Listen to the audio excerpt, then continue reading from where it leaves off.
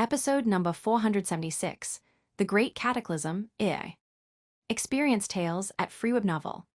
The collapsing Lightning Duke was not the only one in a state of shock, as the Golden Emperor and the Imperial Court were also overwhelmed by messages from all sectors due to the sudden earthquakes, electromagnetic storms, and upheaval of the endless ocean that led to giant waves leveling all coastal cities. However, some people were not worried about the seemingly apocalyptic phenomenon that spread across every single sector, shattering the ground and covering the sky. On the contrary, these people saw the havoc overwhelming the entire Gaia continent with wide smiles and hearts full of thrill and excitement, as it was exactly what they were waiting for. Right now, two of those people stand in the sky of the closest coastal city to Eden, the capital of the Godslayer humankind empire. One resembled a 4-meter-tall giant with a bulging muscular body and skin that looked like leather stretched across his muscles. Not a single ember of life force emanated from his body, and even the lightning that fell from the sky seemed to disintegrate into dust as it came close to him. It was as if the power of death and decay had permeated every single cell of his body, reaching all the way to his soul dimension. The other was the complete opposite, as his body could not carry a more vibrant life force. Yet, his vitality had a certain sense of chaos, as if it was out of control. This one had a humanoid frame, but did not seem human at all, as he had 3 heads resembling a wolf, lion, and tiger, with eagle and draconic wings on his back and 3 long tails. The Duke gazed into the raging waves, and their eyes grew sharp as they saw the mutant and gargantuan beasts emerging from the shore. All of them seemed to be a mixture of different types of beasts, with wolf heads and eagle bodies being just one example. So these are your blood chimera locusts. Chimera King, you can consider me impressed. In less than 100 years, you created billions of these beasts, and the weakest are wave champions. They will keep the capital busy for a long time. A smile appeared on the 3 faces of the Chimera King as he heard the praise of the Undying King, but a flash of disappointment appeared in his eyes as he sighed the next second. Their breeding and reproductive cycles are incredible, but even those that reached the divine beast level cannot live for more than 10 years now that they have awakened from their hibernation. Not to mention that generating a new pack would be nearly impossible in this region, as they practically consumed all other beasts. It doesn't matter. After all, their sole purpose is to put pressure on the capital long enough for the Void King and the others to finish their goal. The Undying King did not care about those blood chimera locusts, and to be honest, neither did the Chimera King. The latter was just sad he could not generate a true chimera race. Everything is going well in this area. Let's go to the south and carry on our main mission. The Undying King nodded after hearing the words of the Chimera King and saw how this one shattered space and vanished. However, just as he was about to leave, he turned to Eden, and a cold smile appeared on his face.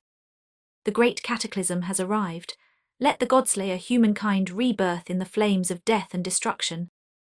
Just as the collapsing Lightning Duke feared, the upheaval that the Gaia continent experienced spread across the endless ocean, reaching all the way to the Hyperion continent. The Scarlet King had just healed from his wounds when he saw earthquakes begin to split the ground apart, lava emerging from the crevices, mountains shattering, and massive storm clouds covering the entire sky. Suddenly, his eyes narrowed, and his hand took the form of a blade as he waved above his head, splitting a lightning arc that fell on him. Thumpy. The sound of thunder came a second later as the halves of lightning spread in the distance, wreaking even more havoc. What is happening? Although the power of that lightning was nothing for the Scarlet King, it could have killed a weak Wave King. He rose to the sky the next second and saw how the upheaval spread in all directions, making him frown. The Scarlet King took a deep breath and focused all his essence wave and blood energy in his eyes, improving his eyesight to an overwhelming level. While he could not discern details and everything in the distance was blurry, it would be enough to tell him if the events were localized or widespread.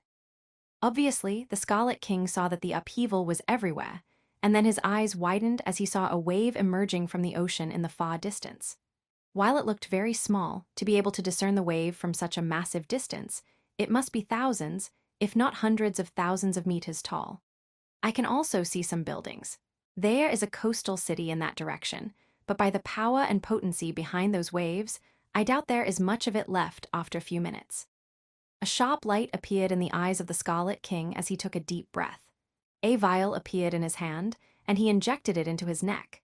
The next second, his body trembled as it began to experience a sharp genetic alteration. Soon, the red mask fused into his flesh, revealing the face of a young human man with short dark hair and completely black eyes. He was no longer in Kronos, so it was time for his authentic appearance to return. Cain made sure there were no physical or genetic characteristics left by his wave virus before flashing at full speed toward the coastal city. End of Book 6, In the Skin of the Enemy. Thank you for listening to the Age of Chaos audio story. Pixie FM grows with listeners like you. Support the series by sharing it and join our Telegram for the latest updates. Episode number 477, Sandwell. Book 7, A Hero in a Foreign Land. A massive blast echoed as another wave crashed down, shattering everything in their path with overwhelming power. They were so massive that it was hard to describe, but their power was devastating and spread everywhere. Several coastal cities were close to the endless ocean, but now every single one was gone under the might of those hundreds of thousands of meters tall waves. Luckily, people had already begun to evacuate as they saw the ocean pulling back, and they all assembled in the largest city with the greatest defenses near their location, known as Ocean Gem City. There was a man on top of the Ocean Gem City's walls. He was very similar to a human, except for the golden lizard-like scales covering his arms and part of his chest. Of course, the man was a member of the Deus Behemoth race named Sandwell. Sandwell could not believe the level of destruction that he just witnessed. Many people had escaped the tsunami, and his city was now overflowing with survivors, but the man could not help but clench his fists as he thought of all those who perished. Another wave crashed on the broken cities, and right now, no single vertical structure is still standing around the coast. The level of destruction was simply overwhelming. Luckily, it seemed that was the last one, and Sandwell noticed how the storm began to calm down. While the dark clouds still covered the sky, there were no longer lightning arcs with the power of small nuclear weapons falling from the heavens. However, just as Sandwell thought things would finally return to peace, he heard it. Rattle. Sandwell heard the sound of steps coming from the distance, and it did not take long for him to see what could only be described as an endless horde of wave beasts emerging from the ocean and marching toward them. Usually, just the aura of a wave king would be enough to deter weak wave beasts, but those emerging from the raging ocean seemed in a state of frenzy. Raise the alarm, soldiers to your positions, everybody get ready. Sandwell had not obtained his status as a city lawed by luck and immediately reacted as he saw the horde, using commands to all soldiers while triggering the city's defenses. It did not take long for an alarm to echo across the city, with all the civilians getting into bunkers and the soldiers marching forward, ready to defend the walls. A force field emerged from a tower at the center of the city. Enjoy new stories from Freeweb Novel. Sandwell's eyes, sharp and discerning, scanned the advancing horde of wave beasts. Although a significant percentage of the wave beasts did not reach the wave champion rank, their numbers could be counted in the hundreds of thousands, with more and more emerging from the ocean. Decisiveness appeared in the Deus Behemoth as he took his weapon from his space ring, a massive trident covered in lightning arcs. Although Sandwell could easily send strikes that could kill thousands of those wave beasts, he would exhaust himself if he used his energy without control. Then, there would be no one capable of facing the strongest creatures in the horde's rear. Form ranks. The Deus Behemoth bellowed, his voice cutting through the panic and confusion. The seasoned and well-trained soldiers snapped into formation, creating a defensive line that spanned the width of the city walls. Essence cultivators took their positions, charging their spells, their eyes steely with determination. In contrast, astral cultivators took different types of spears that seemed to glow with chaotic energy, ready to explode at any second. Attack. As soon as the soldiers heard the command, all the essence wave cultivators unleashed their spells. At the same time, the astral cultivators charged the spears with energy, increasing their explosive power before throwing them into the distance. Boom. Boom. Boom. Boom. Hundreds of explosions covered the wave beast horde, killing dozens of thousands of them, but their numbers were so massive that it seemed to barely make a dent. The wave beasts at the back trampled over the corpses of their kind and continued toward the city. Again. Sandwell shouted, making another barrage of spells and explosive spears land on the horde, killing the ones closest to the city, but they kept advancing. And that was not the only problem, since the energy pool of those essence cultivators was diminishing at a startling rate. In less than 5 minutes, Sandwell's soldiers had already killed nearly 1 million wave beasts, but they kept marching and nearing the city wall. Sandwell knew he could use the city walls and force field to help him face the horde, but that would put the civilians in danger, which he could not allow. Wave warriors, remain inside the force field and make sure the beasts do not cross into the city. Everybody with battle power at the wave champion level and above, follow me. We will march forward and enter a melee battle. Although there was immense danger in marching toward the horde, it was the only way to diminish its numbers and handle the more serious threats so the force field could endure and people would be safe. The soldiers with wave champion battle power and above readied their artifacts, their faces set in grim determination. Sandwell leaped from the city wall into the horde like a meteor, landing among a pack full of wave champion beasts and busting them to pieces before waving his trident. The strength behind his weapon was so immense that it cut through everything, unleashing arcs of lightning that burned thousands of beasts. The wave champion soldiers also crashed into the horde in small squads, executing flawless teamwork as they shattered wave beasts to pieces, targeting the strongest ones. The combined slaughter performed by Sandwell and the wave champions reduced the might of the horde to the point that those nearing the city walls were quickly taken care of by the wave warriors, allowing the protection of the civilians. Sandwell fought at the forefront, his trident a blur of motion as every move killed dozens of wave champion beasts, and arcs of lightning spread everywhere, scorching hundreds of wave beasts. His body and armor were so strong that none of the beasts could surpass his astral wave cloak and harm him, but no matter how many he killed, more kept coming. Ra. Thank you for listening to the Age of Chaos audio story. Pixie FM grows with listeners like you. Support the series by sharing it and join our Telegram for the latest updates. Episode number 478, Evacuation. Experience more content on Freeweb Novel. Roar. As the battle raged, Sandwell caught sight of a particularly massive beast resembling a long crocodile with wings on its back, and the power of this one was at a completely different level than the rest of the beasts. A king beast. Sandwell did not hesitate for even a second before charging toward the king beast, since if he let this one reach the walls, it would easily kill all the wave warriors and trample over the city. Lightning covered the Deus Behemoth's entire figure as he charged toward the winged crocodile, aiming at the beast's heart. The king beast met Sandwell's charge with a ferocious swipe of its claws, but he deftly dodged and plunged his trident into its chest before making his energy explode, blasting the beast from the inside out. As they saw the might of their leader, a glimmer of hope appeared in the soldiers, but the moment was fleeting. Roar. Massive roars echoed in the distance, and everybody saw how 3 wave beasts with auras that were not any weaker than the winged crocodile marched toward the city full of ferocious killing intent. Sandwell's vision was better than the others, and he saw not just 3, but dozens of king beasts emerging from the ocean, too many for him to defeat. A flash of fear appeared in the man's eyes as he saw the beasts approaching and understood just how dangerous his situation was. He was a wave king and could easily flee, but that would mean leaving all the soldiers and the millions of people in the city to perish under the claws and fangs of the horde. Escape and live, or stay behind and die. It did not take long for the Deus Behemoth to make his decision, and the next second, a burst of astral wave emerged from his body as he rose to the sky. All soldiers, hear me. Pull back to the city and evacuate to the west. When the soldiers heard the words of the city lord, they looked at the man in the sky with shock and admiration.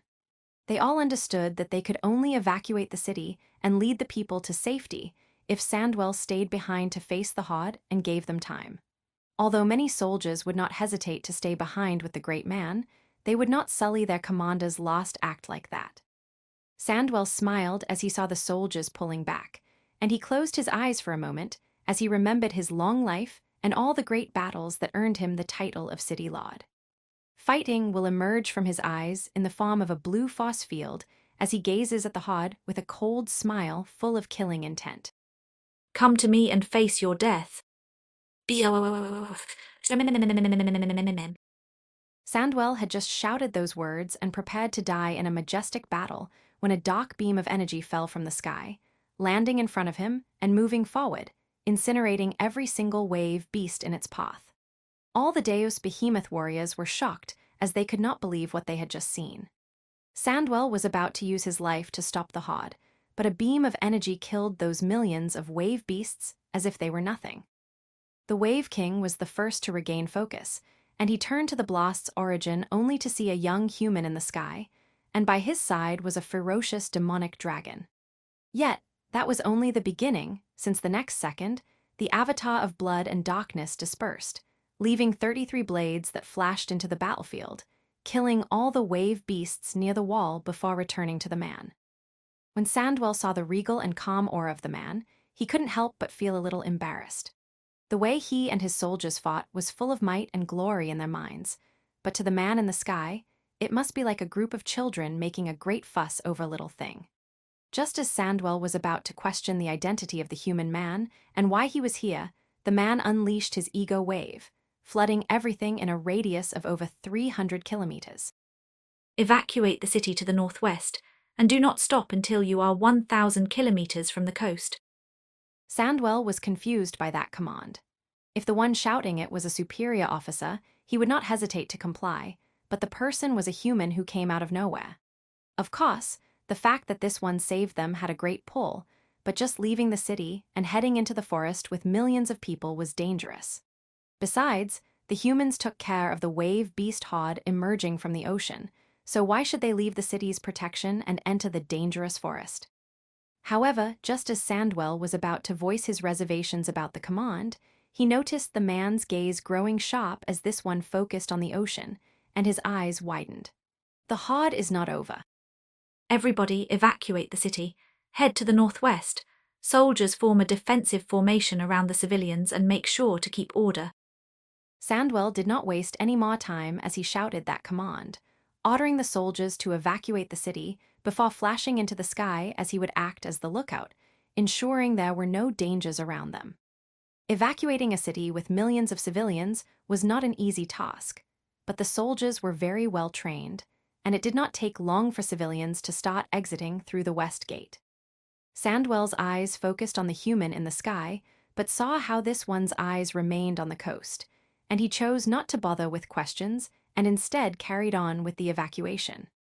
Thanks to the excellent discipline and teamwork of the soldiers, in less than an hour, all the millions of people were already far from the city. Thank you for listening to the Age of Chaos audio story.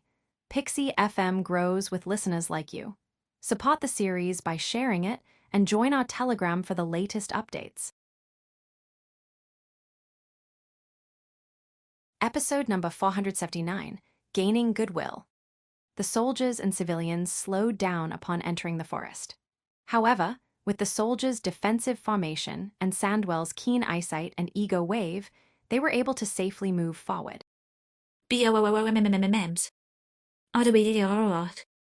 B-O-O-O-M-M-M-Ms. B-O-O-O-M-M-Ms. The large trees obstructed their sight, but the soldiers and civilians could still perceive the mighty bestial roars and massive explosions in the distance. The roars were so potent that they could feel the vibrations in their chests, and the explosions were so loud that their ears rang. The shockwaves were so powerful that they could feel the ground trembling beneath their feet, even at their location. Continue your journey on Freewibnop. Everybody calm down. There is nothing to worry about. The Godslayer human is fighting in the distance and still has the upper hand. Keep moving forward in order. Anyone that incites chaos or panic will be executed. Sandwell's voice was loud and cold as he encompassed the people with his ego wave. The Deus Behemoth was not merciless, but if people were to lose control due to fear, thousands could die, so he had to maintain control. After that warning and understanding that the Godslayer human could keep the beasts at bay, people regained control and kept advancing. After restoring order, Sandwell was finally able to relax and take a look at the city. He was shocked to see that it was completely destroyed and noticed a human fighting 3 grand king beasts with his saber while using small blades to kill the weaker wave beasts, so they could not follow them. Days went by, and the population of Ocean Gem City advanced without rest, but even then the explosions did not seem to grow distant, as if they followed them. Of course, the constant sense of threat generated a tremendous psychological impact on the civilians, but thanks to Sandwell's sharp gaze and the soldiers' guidance, they were able to avoid panic and continue advancing. Finally, after 4 days, explosions and bestial roars vanished. Still, silence did not make people feel safer, since it could only mean that the beasts had managed to overcome the Godslayer human and were on their way to devour them all. Luckily, before fear and panic could affect the stability of the people, a figure appeared in the sky, and it was none other than the Godslayer human who had saved them all and had been facing the endless horde of wave beasts emerging from the endless ocean. The horde has stopped advancing, so you are safe. Kane's eyes were sharp, and his vitality was vibrant, but there was no way to disguise the dozens of open wounds all around his body, and the fact he was having a hard time regulating his breathing proved just how tired he was. After all, he had faced dozens of grand king beasts over the last few days and butchered dozens of millions of wave beasts with blood nails. Although the battle took a tremendous toll on his body, a smile appeared on the Scarlet King's face as he saw how people looked at him, as if he was a savior. There were 2 reasons why the Scarlet King headed into the coastal city. First, the fact that the Scarlet King followed the path of order did not make him an evil person, nor did it mean he lacked some sort of empathy. He did care about people. It was just that their life and death could not really shake his mind and heart. If there was a chance to save them without risking his life, he would do it. The second and most important reason was that while the Deus Behemoth race was an allied race, he was still an intruder who violated the Empire's borders. Saving all these people would buy him a lot of goodwill when the time came to present himself to the higher-ups from the Deus Behemoth Empire. Sandwell was just as thankful as everybody else, so he immediately sent a command to his troops when he noticed the man's gaze. Everybody, we will rest for tonight. A smile appeared on soldiers and civilians since they were exhausted due to the physical pressure and psychological burden and could finally rest. After seeing everything in order, Sandwell flew to the sky until he stood before the Godslayer human and performed a deep bow. I am Sandwell Sonk. I thank you in the name of Ocean Gem City, since without your help, millions would have perished. If there is anything I can do to help you, please do not hesitate to ask me. Kane softly nodded as he saw the man's attitude. Despite the curiosity in his eyes, the Deus Behemoth made no effort to discover his true identity. Clearly, the gratitude in his heart was enough to shut down all those questions, at least for the time being. However, Kane had nothing to hide, and actually, revealing his identity would make things easier for him. I can see the doubts in your eyes, so allow me to answer the question in your mind before proceeding to more pressing matters. I am Kane Lorifer, Colonel of the Imperial Army of the Godslayer Humankind Empire. I landed on your continent a few days ago due to a fortuitous encounter, and you are the first Deus Behemoth I have made contact with. After uttering those words, Kane took a special crystal card with all his military information. Sandwell could not help but smile after hearing Kane's name and seeing that the man was part of an ally's military. Although there were still questions like how Kane ended up so far from Gaia, he was smart enough not to ask those sorts of things since they could reveal personal secrets, and the man had already told enough. Colonel Lorifer, if this is the first time in the Hyperion continent, and we are the first people you have met, then it is fair to assume you don't have a military topographic map of the Deus Behemoth Empire. Thank you for listening to the Age of Chaos audio story. Pixie FM grows with listeners like you. Support the series by sharing it and join our Telegram for the latest updates. Episode number 480, Colossus Imperial Fought. Kane's smile widened as he heard the man's words. He had been looking for a map, and it seemed he had finally found one. Although he had a general idea about the sectors of the Deus Behemoth continent, a military topographic map would provide him with more detailed information. After seeing Kane's nod, Sandwell immediately used his computer ring to send the information to Kane's AI chip. Military topographic maps were not really a great secret, and in times of chaos like this, no one would care if he lent it to a stranger, especially if this one was a fellow soldier. Kane went through the map, and while it had an immense amount of information, it was easy for someone with his cognitive abilities to internalize it all in a few seconds. After that, he remained silent for a moment before deciding what to do next. It is logical to think this phenomenon affects the entire continent. Our first move should be to move the civilians to one of the military forests closest to our location, and from there, gather more information. Sandwell immediately nodded as he agreed with Kane's plan. Trying to rescue other people off facing the Horde would only put the millions of refugees from Ocean Gem City in danger and would be irresponsible. Colossus Imperial Fort was the name of a fort affiliated with the military, located at the center of the Colossus sector and with a radius of several hundred kilometers. There was a man right now in the sky of the fort, and his 2.5 meters height and rock-like skin gave him an imposing figure that could incite calm in the people watching him.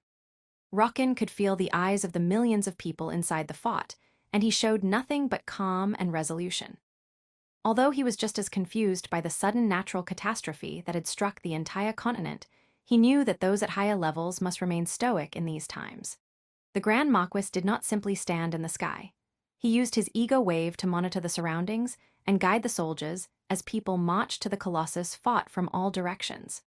With all coastal cities destroyed and the rise of the oceanic wave beasts, people naturally came to the place that offered the greatest sense of safety.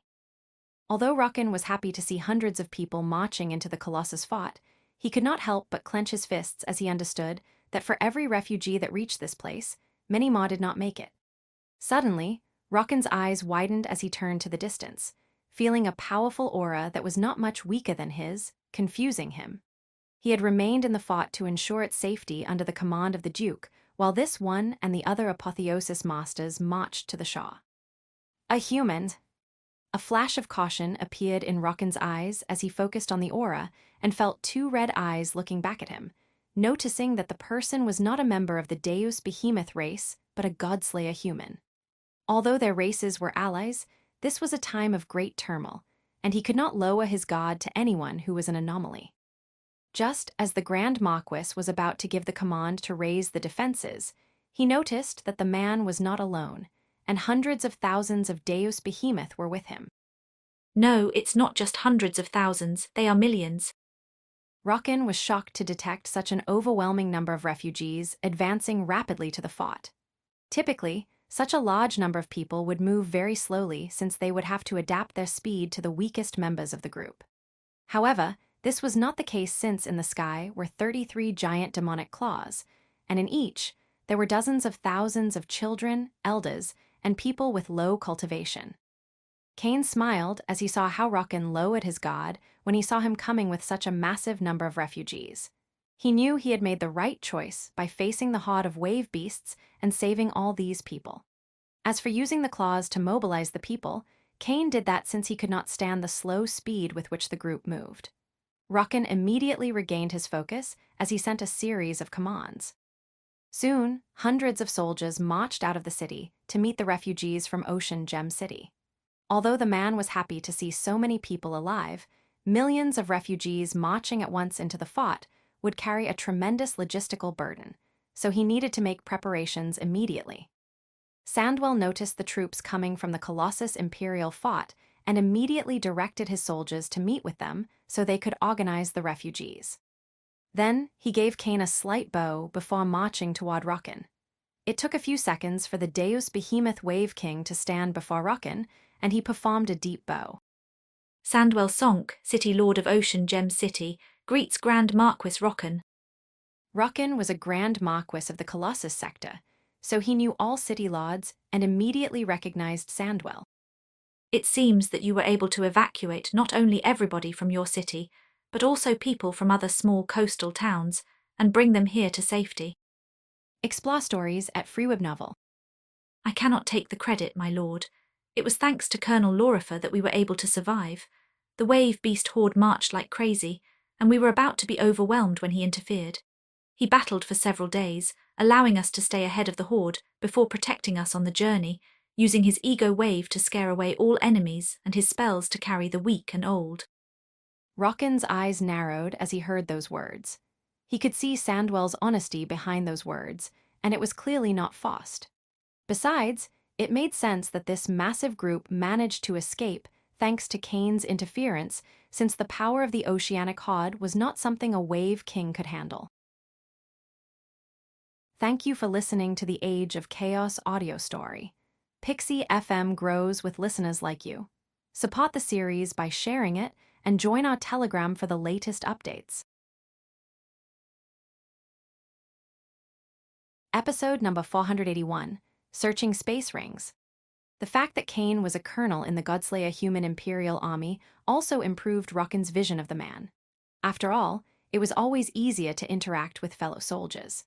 After considering his options, Rockin signaled Kane to approach the fort instead of meeting above the forest. Kane smiled. The fact they would be speaking inside the fort meant there was already a certain level of trust. He lowered the people in the claws to the ground before dispersing the spell and flying to the city. Colonel Kane Lorifer. Kane clasped his hand and performed a slight nod, not lowering his head and standing straight. Rockin did not take this as an offense since Kane was a colonel. Even if he belonged to a different race, he had the right to stand straight in front of him. Colonel Rockin Green, Grand Marquis of the Deus Behemoth race. Rockin performed the same stance as he clasped his hands and nodded. Sandwell left the duo after giving the introduction, gathering with the rest of the soldiers, leaving Rockin and Kane alone. Continue reading on Freeweb Novel. Rockin showed a blank expression for a few moments as he focused on his computer ring before finally turning toward Kane. I have informed Duke Gigant about your presence. He told me that you should remain in the fort and assist me in maintaining its safety until his arrival. Kane nodded and did not offer any comment. While saving all those people bought him a great deal of trust, it had yet to reach the point where they would allow him to mobilize freely across the Colossus sector. Could you solve some doubts I have about your empire? I am afraid my knowledge about the great Deus Behemoth Empire is not that deep. Rockin stared at Kane for a moment before softly nodding. If there is something I can answer, I will be happy to help you. Could you shed some light on the Zanginis clan? I formed a friendship with one of its members named Desmond when this one went to Gaia, but I have no way to contact him. Rockin was slightly surprised to hear that information and did not hesitate to share what he knew, since there was no reason to hide it. The Zanginis clan is one of the 10 great bloodlines, meaning Deus Behemoth emperors have emerged from their members. Their ancestral home is in the Bahamut sector, at the Empire's core. Unfortunately, I cannot help you contact them, but Duke Gigant could. Kane nodded to Rockin and remained silent. Asking for the use of an intercontinental teleportation formation in normal times would have been hard, but with his military rank, it should not take long. Unfortunately for him, these times were anything but normal. More than a month went by, and the storm clouds in the sky had yet to vanish, shrouding the entire continent in perpetual darkness. Even though the earthquakes were gone, and so were the lightning arcs that fell with the power to kill wave kings, the ocean seemed to remain in a state of complete chaos. If Kane wanted to return to Gaia, he would need the assistance of someone with great power and influence in the Deus Behemoth race, and he naturally thought of Desmond. Since there was nothing he could do but wait for the arrival of Duke Gigant, the Scarlet King adopted a meditative stance in the sky and began to look through the space rings from Sabina, Sauron, Ine, and the water tribulation Apotheosis Master that dominated the law of metal. Rockin saw how Kane adopted a meditative stance, but did not say anything and focused on the Colossus fort's safety and guiding the military forces. Kane first went through the space ring of the Apotheosis Master that controlled the law of metal. The woman's ego wave remained in the space ring even after her death, but it was easy for Kane to erase it since his willpower was stronger. He found many resources, including dozens of high-quality wave crystals and other cultivation resources. There were also some starry gems with saint techniques, but he lost interest after seeing that none reached the peak of the apotheosis realm and just focused on the law of metal. After that, he went to the space ring from Sauron, the Bone Calamity Apotheosis Master from Blood Path. The man's willpower was slightly stronger than Kane's, but it was not hard to erase. A smile appeared on Kane's face when he saw the contents of the space ring. Not only were there nearly 50 high-quality wave crystals, but he also found an immense amount of resources that focused on improving the body's vitality and mending wounds. His smile grew even wider as he saw a starry gem inside, and after glancing at it, he obtained some information, such as the fact it had the name Blood Seal Tornado Art. It was a saint cultivation technique from the astral rebirth path of power that could be trained all the way to the peak of the apotheosis stage. Although the Blood Seal Tornado Art was at the same level as the Sonic Blade fusion technique, the first one was focused on the element of blood, so someone like Kane, who had a great talent in that element, would improve much faster and with half the effort. Kane had already decided to renew his cultivation in the astral rebirth path of power after fixing his rebirth heart, and this technique was exactly what he needed to cultivate. The Atrox's space ring had some armor inside, but they weren't holy armors, just artifacts. Without an apotheosis-level energy pool, they were useless. After sorting through Sauron's belongings, Kane went to Anae's space ring. The woman was also wealthy and owned many valuable starry gems. However, none of those skills suited Kane's battle style.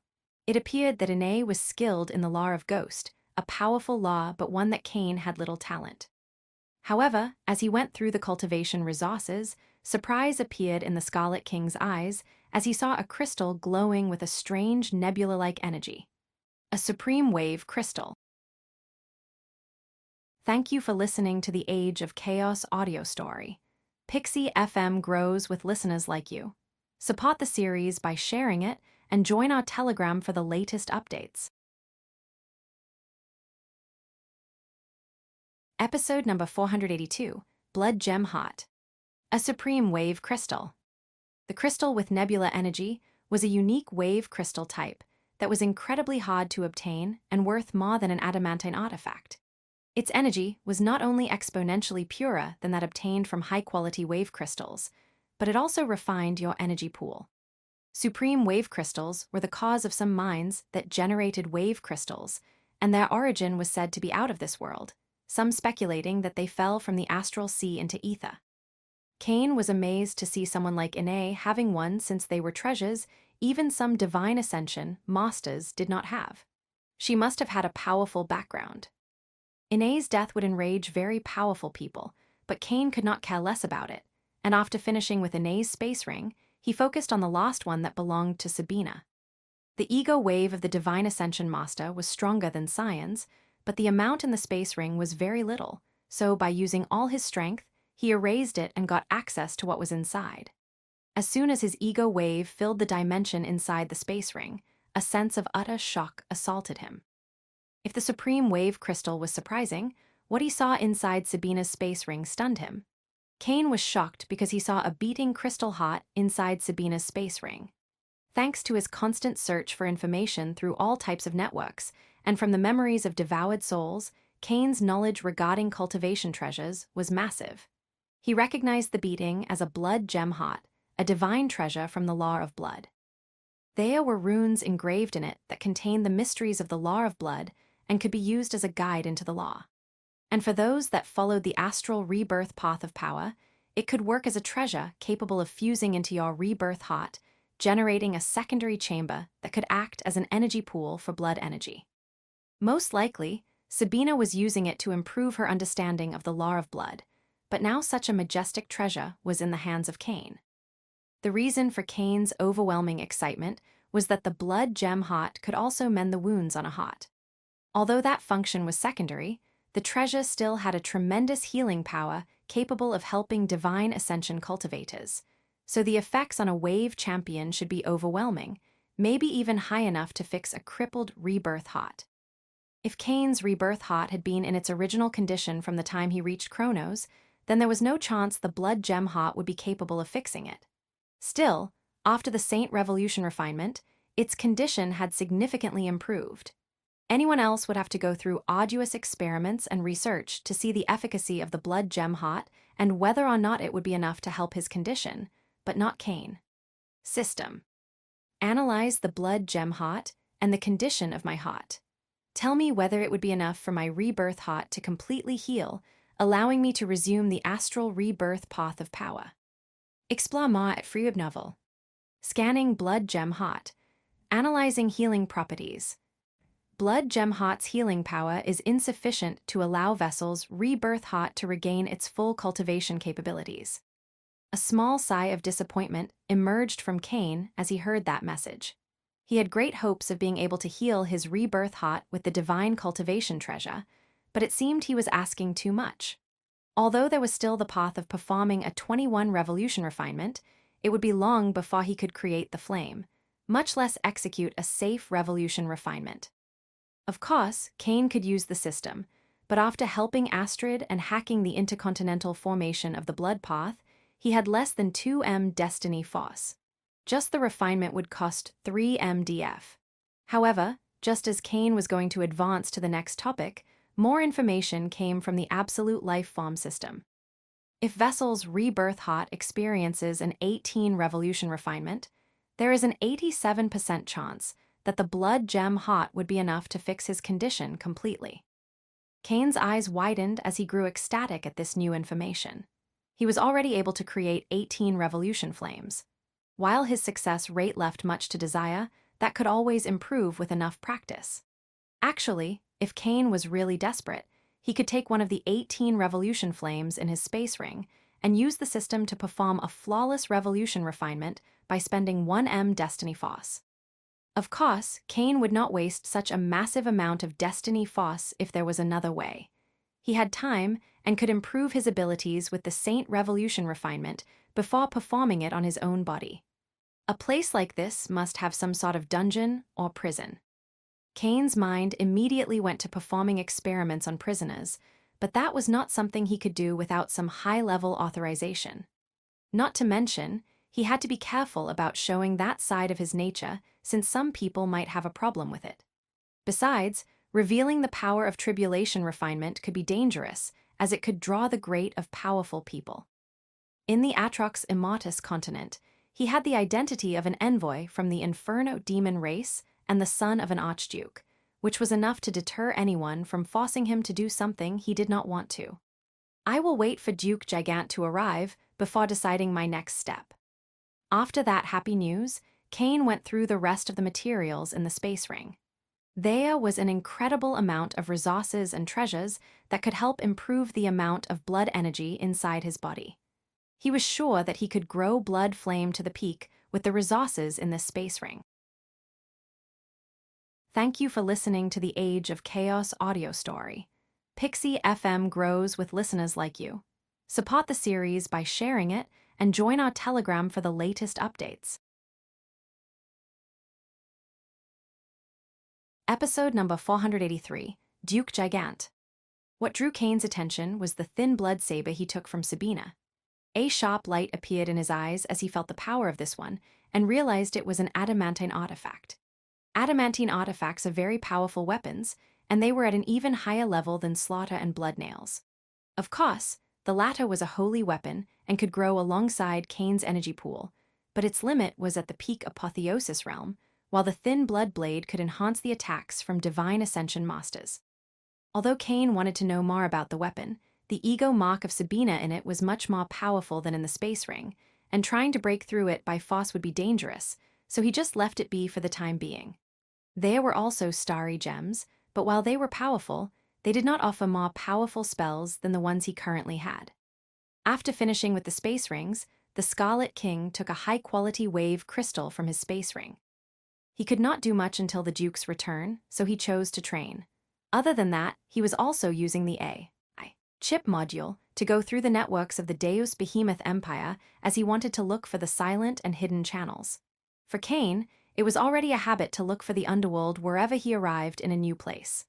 Rocken saw how Cain took high-quality crystals to train, but did not think much of it. After all, the Deus Behemoth was under the misconception that Cain was an apotheosis realm master, and it was normal for those at that level to use such resources. If he were to know that Cain was a wave champion, he would be shocked. On the 5th day after he arrived at the fort, Cain opened his eyes and looked into the distance as he felt several powerful presences approaching. His eyes grew sharp as he soon saw a 3.5-meter-tall man with a single eye on his face and a bulging physique. That must be Duke Gigant. Cain was slightly surprised to see that the man looked like a cyclops, but again, given that the different clans from the Deus Bahamut race are all unique and many resembled fairy tales from the old world, it was not really that strange. The group was riddled with injuries, and it was evident by the instability of their waves and aura that they had been fighting for a very long time. Although the races with sacred organs were more powerful than wave beasts, as they could transform the life wave into a higher version, the latter had greater fertility and proliferation. Even if a Deus Bahamut apotheosis master could easily win one-on-one against a grand king beast, things were different if they faced an endless horde, especially if the wave beasts were full of murderous intent and lacked any sense of self-preservation. Gigant and his men did not take long to reach the Colossus fort, and a sharp light appeared in the Duke's eyes as he focused on the Godslayer human. Colonel Cain Lorifer from the Godslayer Humankind Empire greets you, Duke Gigant. Enjoy more content from Freeweb Novel. Cain stood up and performed a deep bow to the divine ascension Deus Behemoth. Duke Gigant was not alone, and many other Deus Behemoths were around him. Still, Cain did not pay too much attention to them, as it seemed they were all apotheosis masters, and they were not above him in either strength or military ranks, so there was no need for excessive politeness. The Deus Behemoth Duke stared at Cain for a moment before performing a solemn nod. We should speak in private. Duke Gigant stared at Cain for a moment, uttering that command before turning to the rest of the Deus Behemoths around him. Everyone take some rest and make sure to tend to your wounds. Be prepared to march into battle immediately upon any indication. While the horde of wave beasts may seem to have come to a halt, we haven't seen any divine beasts yet, so this is no time to let your guard down. The Deus Behemoths nodded, taking all sorts of cultivation treasures from their space rings to heal their wounds and replenish their energy pools. Gigant nodded as he saw the seriousness in his soldiers before glancing at Cain, and the duo immediately went to the Titan Tower in the center of the fort, soon vanishing inside this one. Gigant and Cain were in a large room covered in dark rocks that seemed to generate a strange gravitational pressure, and at the end was a massive throne. The Deus Behemoth did not sit and instead stared at the Godslayer human with a piercing gaze. I have investigated Cain Lorifer. The young man is supposed to be a divine genius from the Godslayer Humankind. He was born with incredible gifts in the ego eternal path of power and astral rebirth path of power, capable of exhibiting a battle power more than a rank above his cultivation base. While you seem identical, and your willpower matches the young man's, I can sense essence wave and the power of the laws radiating from your body. Besides, you were supposed to have suddenly vanished more than a year ago from the Prometheus sector under suspicious circumstances. Yet you appear now in the Hyperion continent, seemingly having crossed our continental border illegally. Cain's eyes narrowed when he heard the words from the Deus Behemoth, and he could see the suspicion in his eyes but did not find it odd. After all, his time in Kronos proved that supplanting someone's identity was not that hard, and his appearing out of nowhere during such a cataclysmic event was odd. I understand your suspicion, and I am willing to offer an explanation. However, the information I will reveal will carry a certain level of military secrecy, so I will refrain from sharing certain details. Gigant stared at Cain briefly before softly nodding and waving his hand, isolating the flaw. Cain took a moment, his eyes flashing with coldness as he went through the events that led him out of Gaia. Thank you for listening to the Age of Chaos audio story. Pixie FM grows with listeners like you. Support the series by sharing it and join our Telegram for the latest updates. Episode number 484, Built Trust. I faced the schemes of the organization during my time in the Prometheus sector and was ambushed by one of the Dark Kings, the Blood King. I was able to escape using the Azure royal family's intercontinental teleportation formation, but not before the man crippled my rebirth heart. Gigant's face grew solemn since the data regarding the suspicion about the Azure royal family and the organization was a military secret he managed to attain only due to his status as a duke. The fact that the young man before him also knew it gave his tale about being Cain Lorifa some validity. Your adventure continues at Freeweb Novel. The teleportation formation brought me not to your Hyperion continent, but to Kronos. There, I hid among the underworld organizations, taking control of some Tier 1 dark factions and using their network to find an intercontinental teleportation formation that brought me here. Cain glossed over his stay in the Atrox Immortus Empire as he did not want to reveal much. After all, he did not want people to know he controlled Dark Hand, not to mention many in the Deus Behemoth Empire, and even the Godslayer Humankind Empire would not see with good eyes his relations with the Atrox, or that he improved the power of members of this race with genetic coding and tribulation refinement. Gigant noticed how Cain was not keen on sharing knowledge about his time in Kronos, but a much more pressing matter drew his attention, and his face grew sharp as he stared at the human. There is an intercontinental teleportation formation that connects Kronos and Hyperion. An intercontinental teleportation formation was a great tool, but also immensely dangerous, as it could allow hordes of enemies to cross their border and enter the continent. Yes, but there is no need to worry. I have destroyed the nexus connecting to Hyperion, 1300 km west of Ocean Gem City. It was controlled by a Tier 0 dark faction named Blood Path, connecting the Saturn sector in the Atrox Immortus Empire and the Colossus sector. Gigant calmed down after hearing that the nexus connected to Hyperion was gone. Of course, he would send people to verify, but there was no reason for Cain to lie since he would know the truth in a few days. So you reached the Atrox continent with a crippled rebirth heart, and in less than a year, you restored your cultivation to the late wave champion following the essence evolution path. If anyone else were to tell that tale, Gigant would not believe it, but Cain Lorifa was supposed to be a man who made the impossible happen over and over again. After a few moments of consideration, the Deus Bahamut Duke stared at Cain. If you allow me to check the state of your rebirth heart and evolution core, and they confirm your words, I am willing to trust your identity. Not only that, but I will also contact the young man from the Zanginis clan and inform him about your arrival. Examining someone else's body with your ego wave was a significant violation of their privacy, so one would not normally do it unless it was an enemy. Cain was not too keen on it either. Still, he needed the help of the Deus Behemoth to find his footing in the continent, not to mention he also wanted the liberty to practice his tribulation refinement in order to fix his rebirth heart. So, after a moment, he nodded. A gray force field emerged from Gigant mind, covering Cain's body and analyzing the condition of this one, paying extreme focus on the rebirth heart and the state of the evolution core. Thanks to his cultivation, he could see the state of the heart and its wounds, along with the purity in the evolution core that confirmed Cain's words. After seeing all he needed, Gigant took back his ego wave and looked at the young man with awe and wonder. At first, I thought the stories about you were an exaggeration, since there was no way an 18-year-old man who came out of nowhere could achieve such heights. Yet the tales are not lying. If anything, they are understating you. Gigant made a small pause as he clasped his hand, and a smile appeared on his face. It is a pleasure to meet you, Colonel Lorifa. I welcome you to the Hyperion continent in the name of the Deus Behemoth Empire. Cain showed a radiant smile as he clasped his hand as well. The pleasure is mine.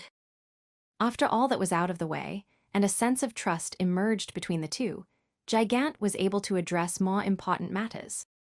I assume that your mission is to return to Gaia. That is right. I wanted access to one of your intercontinental teleportation formations. I am willing to pay whatever is needed since I understand that the amount of energy they require is immense. It is not about money, Colonel. I would help you if I could, but the intercontinental teleportation formations are all in the capital. I am afraid I cannot leave the fortress for the time being due to the state of emergency, nor can I give you a star cruiser. Cain could not help but sigh as he heard that. He was on the periphery of the Hyperion continent, and the capital of the Deus Behemoth Empire was at its center. He could achieve great speed but could not bend space, so if he were to travel on his own, it would take him weeks, if not months, to arrive in the Bahamut sector. Not to mention that in such a state of emergency, the borders of all sectors would be under heavy scrutiny and vigilance, adding another layer of problems. The situation across the continent is chaos. Still, I am sure the imperial court will soon summon all dukes to establish a new plan to regain control of the coast and restore order. If you want, I could take you there with me. In the meantime, I could use someone with your power and experience to stabilize the situation. Thank you for listening to the Age of Chaos audio story. Pixie FM grows with listeners like you. Support the series by sharing it and join our Telegram for the latest updates. Episode number 485, Espionage and Assassination. Gigant was clearly not a muscle brain and showed great wisdom. He offered Kane a path to the capital and requested some help.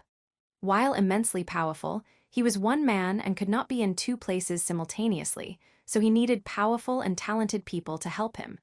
Kane did not have a problem helping, especially if, in doing so, he could carry on a personal mission. I am not familiar with your troops or terrain, so I would not be a good fit for rescue efforts or trying to dismantle territories, but there is something I excel at, and I assume you will soon be in need. What would that be? Espionage and assassination. Gigant's eyes narrowed as he heard Kane's specializations. Spies and assassins were essential to an empire's military power. Still, now their enemies were the environment and wave beasts, not targets that required the skills of a spy. Enjoy new adventures from FreeWebNovel. As if reading the Duke's mind, Kane smiled before continuing with his words. In times of danger, there are people like you that try to bring order, peace, and safety to the Empire, but there are also those that want havoc and death to thrive as they prosper in them. Gigant's eyes widened as he finally understood what Kane was talking about. The underworld. No matter the place or race, as long as there was a civilization with rules and a structure, there would be a force that went against it, hiding in the shadows and performing their devious deeds away from the sight of the people. Duke Gigant couldn't help but frown as he thought of the underworld. There was no troubling news right now, but he was smart enough to understand that those types of people would see an opportunity in the current havoc. It was just a matter of time before cities were ransacked, and people began to die under mysterious circumstances. What is your plan? Proactive and straightforward. I will establish meetings with low-level members of diverse dark factions across the sector. I will then interrogate them to learn more about those higher in the food chain. Instead of waiting for the underworld to attack, I will wreak havoc among their forces and infrastructure. If you give me access to the military network and intelligence report of the Deus Behemoth Imperial Army, I could act much faster. Gigant stared at Kane for a moment. The man was very young, but according to the military reports, he was a genius strategist and accustomed to dealing with criminal factions, so it made sense to give that job to him. What do you want in return? Although Gigant would be bringing Kane to the capital in exchange for help, such a serious and dangerous task as infiltrating the underworld and wreaking havoc in it required some type of payment. You don't need to give me anything, but I will keep all the resources I take from those dark factions. Kane's words made Gigant frown. Usually, after obtaining looted goods, the military would take control of them and return those that belonged to powerful factions. That is technically against the military rules, so I could not authorize a mission like that, but I could give the scout position. What you do during your surveillance is up to you, and I don't need to know about it. Kane smiled as he heard Gigant's words. The Duke knew how to adapt to the situation and that rules could be bent in times of danger and chaos like now. Besides, those stolen goods were already considered lost, and no one would bother him for not getting them back. Then I will be happy to obtain the status of a scout from the Colossus Imperial Fort. Gigant nodded and used his computer ring to allow Kane's AI chip access to the military network. He sent intelligence reports regarding the Deus Bahamut Empire's underworld, emphasizing the dark factions around the Colossus sector. Just like in Chronos, the dark factions that controlled Hyperion's underworld split into tiers, with those at Tier 0 being in control of Titans and affiliated with several Tier 1 dark factions. It seemed that a single force like the organization being in absolute control of the underworld of an entire continent was an anomaly. Kane saw the flood of information, and while it would take him a while to sort it out and get actual clues, the AI chip module could analyze everything much faster. He was sure that by the end of the day, he would have several meetings with low-level Tier 1 Dark Factions members. Although I don't need to know about your methods and what you take, I need reports about the people you kill and any information that details movements regarding the higher-ups from the Tier 0 Dark Factions. Gigant did not care about wealth or the people that Kane might kill, but reports about Dark Factions were always in need as they could help the Empire reduce the influence and power of the underworld. Kane nodded, as the man's request was more than reasonable. Besides, he did not plan to dwell in the underworld this time, nor take control of Dark Factions. He would just interrogate them before killing everybody. I am ready to begin my mission at this moment, but first, I would like your help to buy some cultivation resources. I can help, but I am sorry to say that your Godslayer human empire's military credits will not work here. Even if they were allies, every empire had its own type of currency, and their values were not the same. Of course, that could be easily circumvented by simply changing your military credits into wave crystals, the energy coin everybody in Ether would use. Kane just smiled, as he never intended to pay with military credits to begin with. It is okay, this is all I need. Gigant saw a list reach his computer ring, and when he saw the materials described in it, his eyes widened. There were tons of golden level metal and even platinum level metal, along with all sorts of genetic coding materials, some used for refinement, and there were also treasures for purifying astral wave and essence wave. Thank you for listening to the Age of Chaos audio story. Pixie FM grows with listeners like you. Support the series by sharing it and join our Telegram for the latest updates. Episode number 486, Red Death Eye. The Deus Behemoth Duke stared at Kane, and a complicated expression appeared on his face. We have all this in the warehouse of the fort, but even if I were to make a discount considering your military ranking, it would cost you no less than 100 high-quality wave crystals. 100 high-quality wave crystals was an obscene amount of wealth, so massive that it was more than enough to get a complete set of armor and weapons for a peak apotheosis master. One could even buy weak adamantine artifacts with that amount of wealth. Gigant knew that Kane was immensely talented and powerful, but that amount of wealth was not something anyone could amass easily. It would normally take decades to accumulate so much. That's why the Deus Behemoth was so shocked when Kane waved his hand and made all the high-quality wave crystals appear. Kane just smiled as he saw Gigant's expression. 100 high-quality wave crystals was indeed an immense amount of wealth, but he had more than enough after his time in Chronos, especially during the last fight. Just the supreme quality wave crystal was worth nearly 80 high-quality wave crystals, and the blood gem heart was worth even more. I will be counting on you.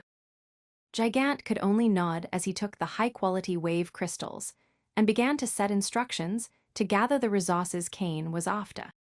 Boom. A small explosion echoed inside an underground cave, its origin being the blast of a person.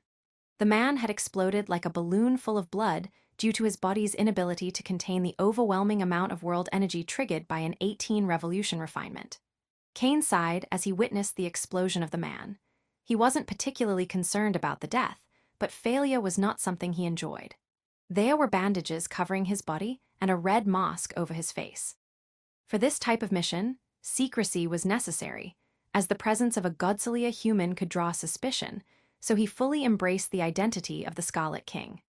The disappointment for the failure didn't last long as the Scarlet King cleaned the interior of the refinement cauldron before looking to the side. Next to the cauldron was a long line of people, all with vacant eyes as they had been hypnotized and were now under his control. Without saying a word, the next man jumped into the cauldron as the Scarlet King placed an 18 revolution flame by the side of this one before closing the lid. Although an 18 revolution flame required a shocking amount of energy and vitality, the battle with the wave beast's oceanic horde provided an overwhelming number of corpses. Not to mention, he still had all the diverse resources full of vitality obtained by Death Tide. The Scarlet King's eyes burned with red light as he pushed his mind to the peak, revolving the ferocious energy across the body of the man inside the cauldron. Hours went by, and pain began to appear on his face due to the overwhelming mental effort that the tribulation enhancement demanded, but he just clenched his teeth and carried on. Finally, after what seemed to be eons, the refinement cauldron stopped trembling, and the world energy flooding into it ceased. The Deus Behemoth Wave King emerged from the cauldron the next second. The man's eyes were still vacant due to the hypnosis, but his entire body glowed with vibrant vitality and energy due to the refinement his sacred organ and energy pool had just encountered. The Scarlet King showed a small smile, and the next second, he pointed his index finger at the Wave King's chest, sending a small arc of shadows that pierced the heart of this one.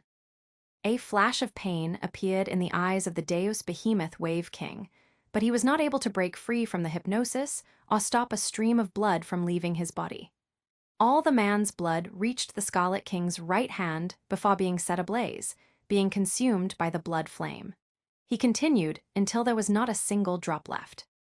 Without showing any emotion, the Scarlet King covered the man's desiccated corpse with his ego wave and sent it into the devouring dimension, so it could work as fuel. Monster! The Scarlet King heard those words and turned to the ceiling of the underground cave. There was a woman with her arms and legs impaled by small blades. She could not move nor use her energy, and could only see as more and more of her people entered the cauldron and exploded like balloons full of blood or survived, only to be killed and consumed by the man the next second. How can you do these sorts of egregious acts without showing any remorse? The woman was terrified, and the loss of blood had slowly drained her energy, so despite her cultivation at the peak Wave King, she could barely keep conscious, but she clenched on just to shout those words full of rage. The Scarlet King's eyes were just as cold in the beginning as if the woman was a nuisance, but after hearing those words, they began to lose their light and soon became emotionless, generating a sense of utter dread in the peak Wave King. Each and every person here is a thief, a killer, or worse. All of you profited from the pain and weakness of others, never showing any mercy, yet you want justice and morality to protect you. I don't like criminals, but I can work with them. Besides, good and evil are concepts that vary depending on which side of the table you are on. However, I loathe hypocrisy from the bottom of my soul. The Scarlet King took his eyes away from the woman as he continued with his experiments, but left some final words. Keep shouting if you want, it will not change anything. You will answer some questions once I end my experiments with your subordinates. If you resist, I will cut your ears, gouge your eyes, take out your tongue, and flay your skin before burning you alive. Stay updated via Freeweb Novel. Thank you for listening to the Age of Chaos audio story. Pixie FM grows with listeners like you. Support the series by sharing it and join our Telegram for the latest updates. Episode number 487, Red Death AI. There was a mountain range near a coastal city in the Colossus sector of the Hyperion continent. The previous tremors had affected it, shattering several mountains and leaving a massive basin at its core. As one would expect, oceanic wave beasts overran this area, yet at this moment, 7 people were gathered in a basin in the center of the shattered mountains. Each of these individuals was extremely powerful, with auras capable of leveling entire cities, yet they could easily hide their presence from the Horde due to their impressive cultivation base. The 7 individuals were all Apotheosis Realm Masters, but that was just part of their identity, since they were also the leaders of the Tier 1 Dark factions that managed the Colossus sector's underworld. All 7 were affiliated with the Tier 0 Dark faction named Ocean Wrath. Since the primary domain of Ocean Wrath was located close to the Bahamut sector, these 7 were the shot callers of the Colossus sector's underworld. Despite being under the protection and management of Ocean Wrath, they were not friends, and more than once, these 7 Tier 1 Dark factions clashed with each other, leading to bad blood. However, today, these people who could not stand each other set aside their differences as they faced greater problems. How can the only piece of information we have about that man be a red flash in a picture?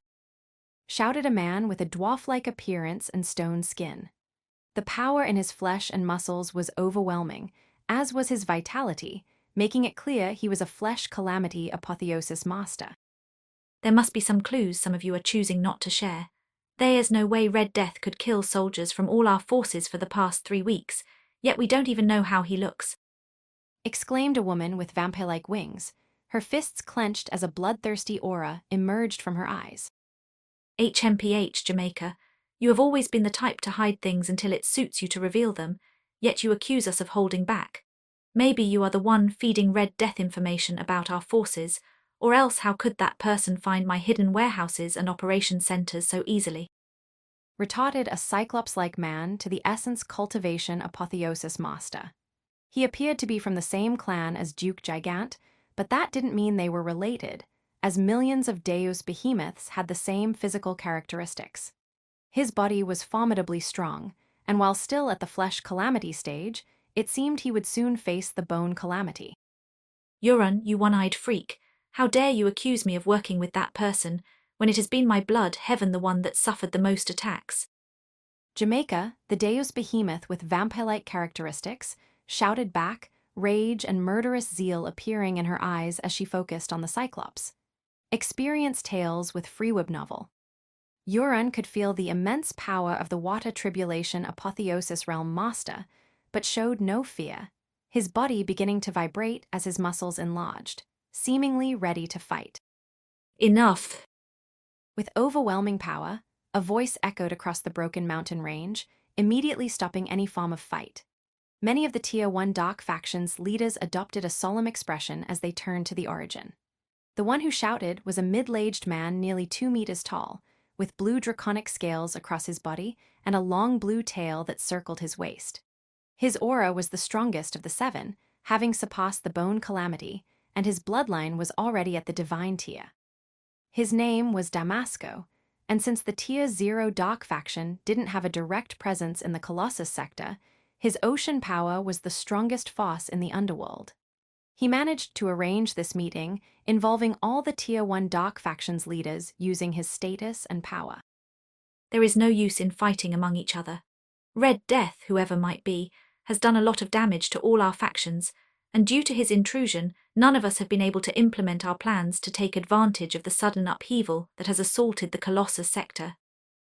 None of us has been able to stop him on our own, and if we just keep fighting with each other and do not cooperate, by the time we manage to track down Red Death, stability will have returned to the Empire, and we will have lost our opportunity.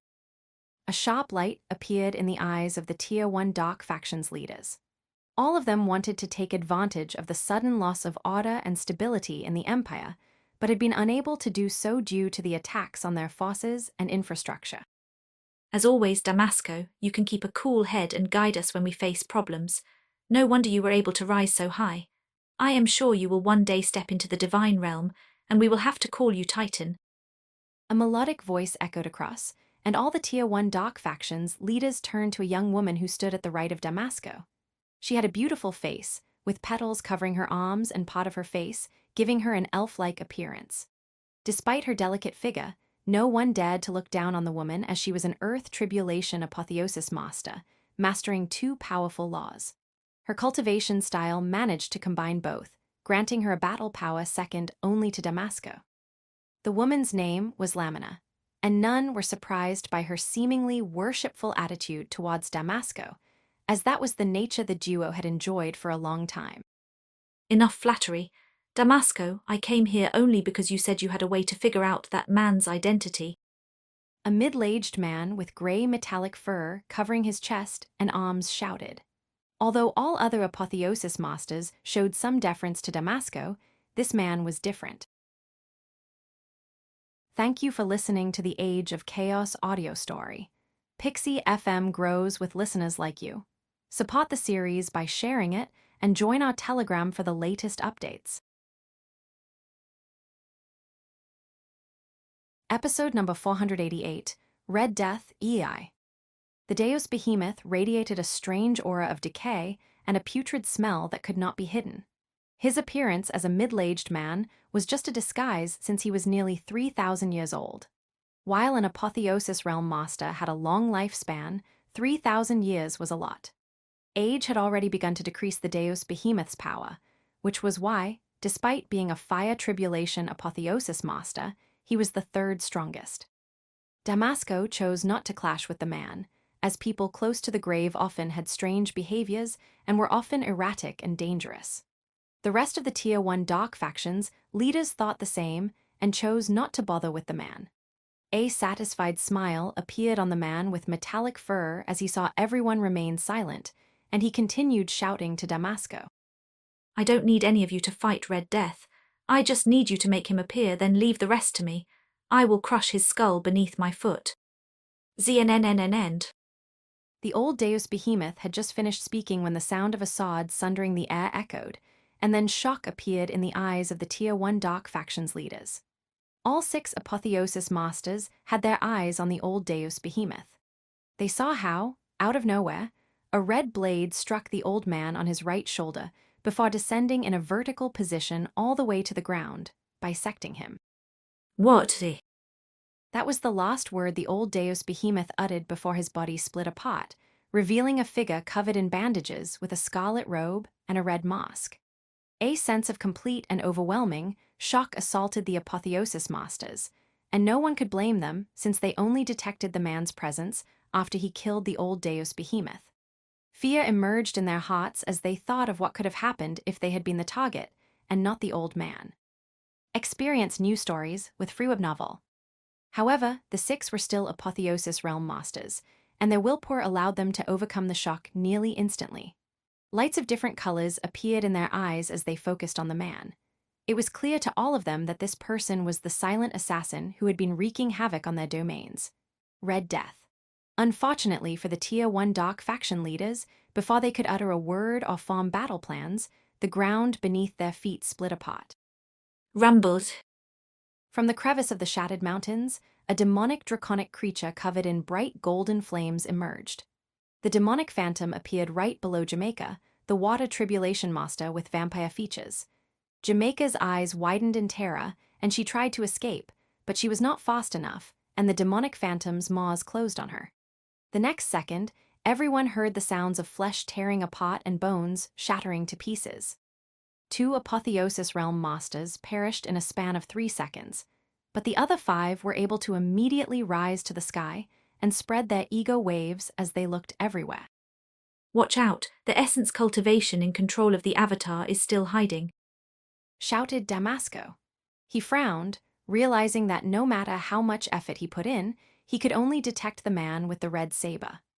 The same went for the other Apotheosis Realm Masters, and none of them thought for even a second that the man with the red saber who killed the old Deus Behemoth and the one in control of the demonic phantom was the same person. The reason was simple. The Avatar of Death and Destruction was an essence evolution spell, and the man with the red mask channeled a dense amount of astral wave in the red saber. A smile appeared behind the red mask on the Scarlet King as he saw the confusion of the Tier 1 dark faction's leaders. None of them even considered the fact that he was the one in control of the demonic phantom. After several weeks of continuous training, using the people of the dark factions as guinea pigs, the Scarlet King had improved his 18 revolution refinement success right to the point where he was confident in performing it on himself. Once he performed the 18 revolution refinement, it was just a matter of fusing the blood crystal heart into his astral rebirth heart. The treasure not only completely healed his wounds, but also jumped his cultivation to the late wave champion stage. Cain was a dual cultivator with a late wave champion cultivation in the essence evolution path of power and the astral rebirth path of power. The reason he came to this gathering, after intercepting the messages among the Tier 1 dark faction leaders, was to test just how strong he was. It seemed that he was truly powerful. Let's see just how high my current limit is. Thumpy. The Scarlet King's heartbeat burst with power as blood wings emerged on his back, as he focused on the Apotheosis Realm Master with a single eye, making this one tremble in fear. You are next. In the minds of the 5 Apotheosis Masters, they outnumbered their opponents 5-2, yet none felt the slightest confidence in their chances of victory. Not only did they not find the essence cultivator behind the Avatar of Darkness and Blood, but they had 0 teamwork experience. Euron immediately made his astral wave explode as a golden exoskeleton covered his figure, soon encased in white armor. Things did not end there, as 2 shields with sharp ends appeared on his forearms. These were not part of his armor but platinum artifacts that could function defensively and offensively. Sensing the power of Red Death and seeing how 2 people had already perished, Euron was ready to use all his power from the start. Unfortunately, before he could even prepare an offensive technique, the Scarlet King was already in front of him, hacking with slaughter as a massive amount of darkness overflowed from the sword. Thank you for listening to the Age of Chaos audio story. Pixie FM grows with listeners like you. Support the series by sharing it and join our Telegram for the latest updates. Episode number 489, Facing the Dark Faction's Leaders. Euron managed to use his shields to protect himself from the red blade falling on him. But while they resisted, the power in the strike was so immense that he felt his bones trembling before his figure was sent crashing into the ground. Behemoth. The ground was swarming with wave beasts, so the blast that Euron's clash generated killed thousands of them. Not that it really mattered since, for a battle of this level, those wave champion beasts were nothing but collateral damage, and they could not even get closer to any of the fighters due to the shock waves. Not even a second after the Scarlet King sent Euron crashing into the ground, a voice echoed across the sky. Fight, if we retreat, he will hunt us down one by one. Damasco shouted, prompting the rest of the Apotheosis Masters to regain focus. He knew the first thought of all those Tier 1 Dark Faction leaders was to ensure their own safety, which was why he acted quickly before they all scattered. The Scarlet King's eyes narrowed as he glanced at the Bone Calamity Apotheosis Master, recognizing him as the most dangerous, not just due to his strength, but also his calm mind. If the Scarlet King faced that man alongside the other 4 Apotheosis Masters, his only choice would have been to run away, and even it would have been dangerous. Fortunately, just as he sent Euron crashing down, the demonic phantom lunged towards Damasco. Roar. Damasco's eyes widened as he saw the avatar of darkness and blood lunging towards him. The Deus Behemoth clenched his teeth as he was forced to shift his focus to the avatar, and oceanic pressure emerged from his body as he clashed head-on with the beast. He possessed great physical strength, but his concentration was divided as he searched for the Essence Evolution Cultivator who had summoned the avatar, reducing the effectiveness of his attacks. The demonic phantom alone was insufficient to defeat a Bone Calamity Apotheosis Master. Still, the Scarlet King hoped that after infusing the creature with all the power of his Radiance of Life and Radiance of Power, it could keep Damasco at bay long enough for him to take care of the Tier 1 Dark Faction's leaders. Kane's speed was overwhelming now that he could use Blood Wing and Third Gear, not to mention that his Shadow Constitution diminished air resistance and improved his mobility.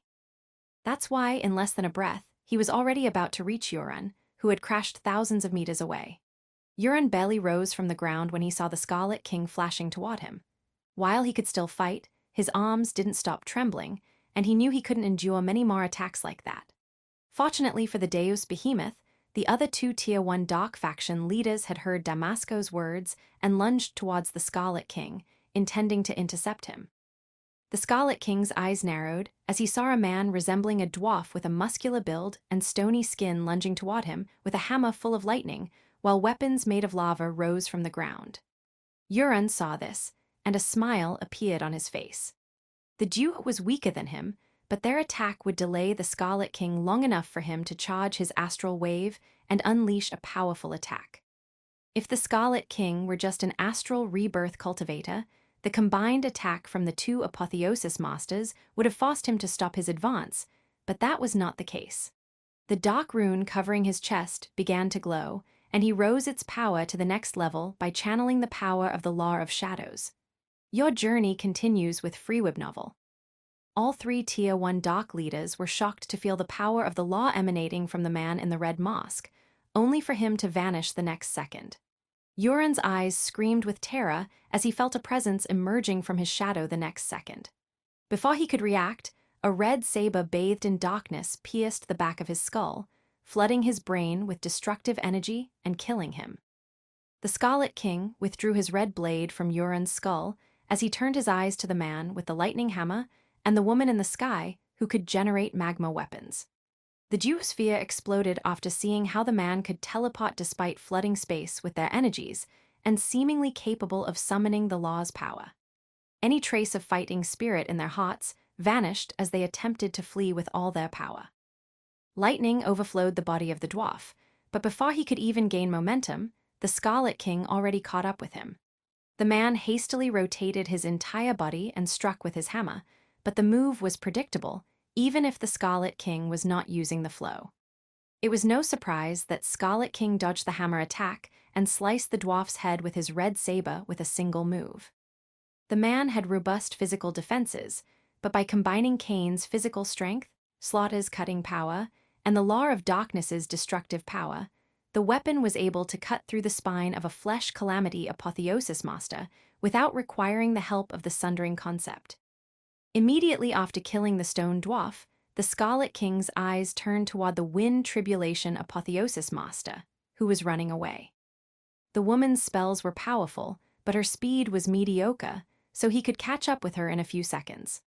However, just as the Scarlet King prepared to flash after the woman, his eyes widened, and his astral wave burst as he rotated his entire body, generating immense torque before hacking with Slaughter. Shockwaves spread for several thousand meters as the Scarlet King's blade clashed with Damasco's gauntlet. The Scarlet King clenched his teeth as he felt the immense physical power behind Damasco's punch, which only increased the next second as the illusion of an ocean wave emerged behind him. Thank you for listening to the Age of Chaos audio story. Pixie FM grows with listeners like you. Support the series by sharing it and join our Telegram for the latest updates. Episode number 490, Facing a Bone Calamity Master. The power behind the punch sent the Scarlet King flying away. Still, before the Deus Bahamut could chase after him, he rotated his body to get rid of the kinetic power and rose to the sky, his eyes never leaving Damasco. Although his eyes did not leave the Deus Behemoth with blue scales, the demonic phantom's condition was clear in his mind. The avatar that was supposed to keep the man at bay for at least a few minutes was now entangled between giant branches bathed in a dark fog that emerged from the back of the woman. Lamina felt the gaze of the Scarlet King on her, but did not lose focus, and kept using her giant branches to hold the avatar of darkness and blood in place. While the demonic phantom continuously shattered the branches, she did not lose focus and regenerated them over and over. Of course, fixing the branches required energy, but the dark fog covering them not only improved the constrictive power of these, but also allowed them to devour the target's energy. Her mastery over the Law of Darkness must have reached a very high level if she can perform that type of skill. The Scarlet King had to admit he underestimated the woman but didn't dwell on it too much. She and the demonic phantom neutralized each other, leaving Damasco and him to fight one-on-one. Find exclusive stories on Freeweb Novel. Although the Scarlet King had already killed a Bone Calamity Apotheosis Realm Master before and was now much more powerful, Sauron was severely injured during their clash, and he managed to take Atrox by surprise. If he grew overconfident against the Deus Behemoth, he might regret it.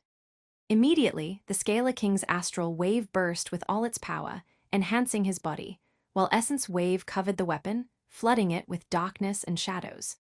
Damasco's eyes widened as he saw the two types of energies emerging from the man in the red mask, and came to the realization that this one was in control of an avatar of darkness and blood as well. A dual cultivator, capable of apotheosis battle power in both paths.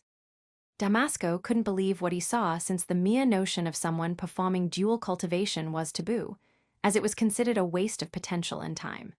However, he shook his head, throwing away all unnecessary thoughts as he tightened his fists and made his astral wave burst with all its power, improving his might before flashing into the sky. The Scarlet King's eyes glowed with red light as the thrill of battle made his heart beat with even more power, pushing the Usuriform's third gear to its peak before flashing down. Boom. A powerful shockwave spread across the sky as the blade and fist clashed, but the collision did not send the Scarlet King flying away this time. Less than a fraction of a second after the crash, he twisted his weapon to the side, redirecting the power behind Damasco's fist away. Damasco's eyes widened as he saw the man's mastery of martial arts. Before he could retract his arm or send a punch with the other, a kick landed on his jaw with so much potency it seemed to want to rip his head off. The Scarlet King's kick had immense power, but it felt like he was kicking a mountain. The strength of the Deus Behemoth's spine was so immense that it diminished the power of blows to the head and protected the brain from concussions, which was why Damasco was able to immediately respond with his own kick. Since the Scarlet King's foot was still connected to Damasco's jaw, he could not dodge the kick that landed straight on his chest. He felt how small cracks formed in his ribs before being sent flying away. Damn it, that oceanic force and pressure are also in his kicks. Luckily, I pushed my biomtal Herculean technique to the peak of the 3rd level, or else it would have shattered my ribs. Even though the 4th level of the biomtal Herculean technique was impossible to achieve as a wave champion, the Scarlet King was able to push the technique to the highest level of the 3rd level. And now, he can unleash the true power of the skill by using his astral wave and blood energy. Damasco saw how the Scarlet King was hurtling away without control, but he could not chase after the man. Although the kick to the jaw did not provoke a crippling concussion, it still incapacitated him for a moment. It took all his power to send that leg strike, but pursuing was too much to ask from his body. The Scarlet King and Damasco regained complete control over their bodies almost at the same time, and their eyes burst with killing intent as they flashed back into the fray, ready to use everything they had to kill the other. Boom. Boom. Boom. Boom. Boom. Explosions flooded the sky as the Scarlet King's blade and Damasco's fists continued clashing over and over again. At the beginning of the fight, the Deus Behemoth used those powerful attacks, but after seeing how easily his opponent could read his movements, he changed his fighting style, making it more fluid and faster. The Scarlet King was still able to read the movements of Damasco, but the man was too fast and launched too many strikes at the same time for him to generate a proper counter. Engaging in a battle of strength would mean his loss, so he was trying to focus on skill. However, not only was the Deus Behemoth's offensive powerful, but he could also use quick, fluid movements to create a mist-like effect, allowing him to dodge the blade and block Kane's vision. Not even 5 minutes had passed since the Scarlet King began his direct fight with the Deus Behemoth, but he was already starting to accumulate injuries, and his energy pool began to slow down. Of course, one had to consider that the demonic phantom was entangled with the Earth Tribulation Master. But the Scarlet King was sure that even if the creature were to help him, he would still be at a disadvantage. Thank you for listening to the Age of Chaos audio story. Pixie FM grows with listeners like you. Support the series by sharing it and join our Telegram for the latest updates. Episode number 491, Killing Damasco. It seems that my battle power is still shy of the latest stages of the Apotheosis realm. The Scarlet King was not surprised or too disappointed at this realization. After all, it made sense that someone already preparing their soul for the Divine Ascension rank would be much more powerful than other Apotheosis realm masters. Of course, the fact that the Scarlet King could not defeat Damasco did not mean his life was in danger, as he had yet to suffer any severe injuries and could simply choose to escape. With his mastery over the law of shadows and void state, hiding his presence would not be a problem. Not to mention that, unlike the Tier 1 Dark Factions leaders, there was no problem if the powerful people in the military detected his presence. After all, he was a scout from the Colossus Imperial Fort. The Scarlet King just dodged a blow to the head, but instead of responding with another slash from his saber, he unleashed a blast of shadows that hindered Damasco's sight and perception. The Deus Behemoth's vision was affected, but he immediately reacted, making his entire body rotate, creating a vortex of energy that worked both as a defense and to shred the shadows around him. After the shadows vanished, Damasco saw how the Scarlet King had adopted a battle stance in the distance, and now the avatar of death and blood was by his side. Lamina moved to his left, and there was an expression of exhaustion on the woman, as facing the demonic phantom was not easy. Sorry, I was not able to stop it from retreating. The creature's power and vitality are too high. It is fine. You did very well keeping the avatar from bothering me all this time. I appreciate it. Damasco did not blame the woman for failing to detain the demonic phantom, since he had already clashed with it several times and knew just how powerful it was. He is tired, and the energy in the avatar is also draining. Although we might be unable to stop him from escaping, we might find an opening and land a crippling blow. Lamina's eyes grew solemn as she heard those words, and she took a deep breath as her energy coalesced around her arms, morphing them into sharp branches coated in dark poison. If you can take the lead and overwhelm him with the power of your attacks for a few seconds, I might be able to find an opening and harm him, or at least destroy the avatar. I am sure that he would not be able to summon another one in his current condition, and with his energy pool, and if my dark poison enters his bloodstream, we might be able to kill him. Although taking the lead and facing the Avatar and man at the same time was dangerous, Damasco knew it only made sense for him, as the astral rebirth cultivator, to do it. He nodded to the woman as he felt the immense power gathering in her poisonous branches before making his astral wave burst again and flash forward. The Scarlet King took a deep breath as his energy pool burst, and he and the demonic phantom flashed forward. Just as the duo planned to land a crippling wound on him, he also planned to deal some hard blows before taking the chance and flying away. However, just as Damasco was about to clash with the Scarlet King and the demonic phantom, his eyes widened as a sharp poisonous branch pierced his back and emerged from the other side of his chest.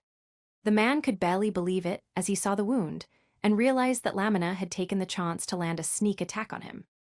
Lamina showed a smile full of viciousness as she pierced the back of the man, her eyes full of ecstasy, as if she had fulfilled her greatest dreams.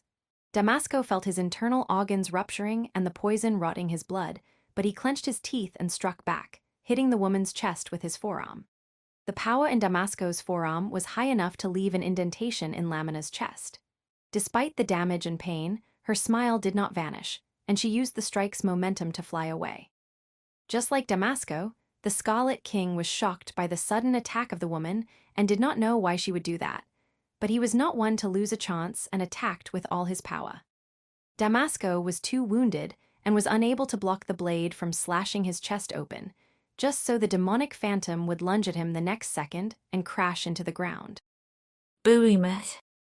An explosion made the ground tremble as the demonic phantom burst apart, unleashing all its energy before the blood nails returned to the Scarlet King. He then descended to the ground and stared at the mangled body of Damasco. Despite all the wounds and horrible damage he had undergone, there was still some light in the eyes of the Deus Behemoth, full of rage and frustration. I honestly believed that of everybody you would be the one to survive. That woman had been waiting for this chance for a long time. The Scarlet King did not say anything else before tapping the man's head, ending his life, and just as he did that, Damasco's body began to morph. A flash of surprise appeared in Cain's eyes as Damasco's face changed, but that was just the start, since the next second, the blue draconic scales on Damasco's body turned into a bronze exoskeleton as the tail vanished.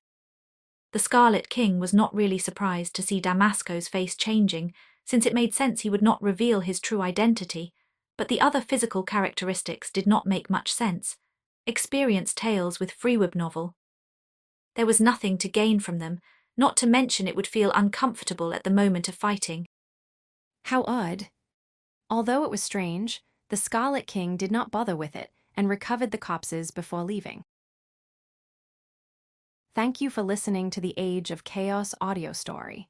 Pixie FM grows with listeners like you. Support the series by sharing it and join our Telegram for the latest updates.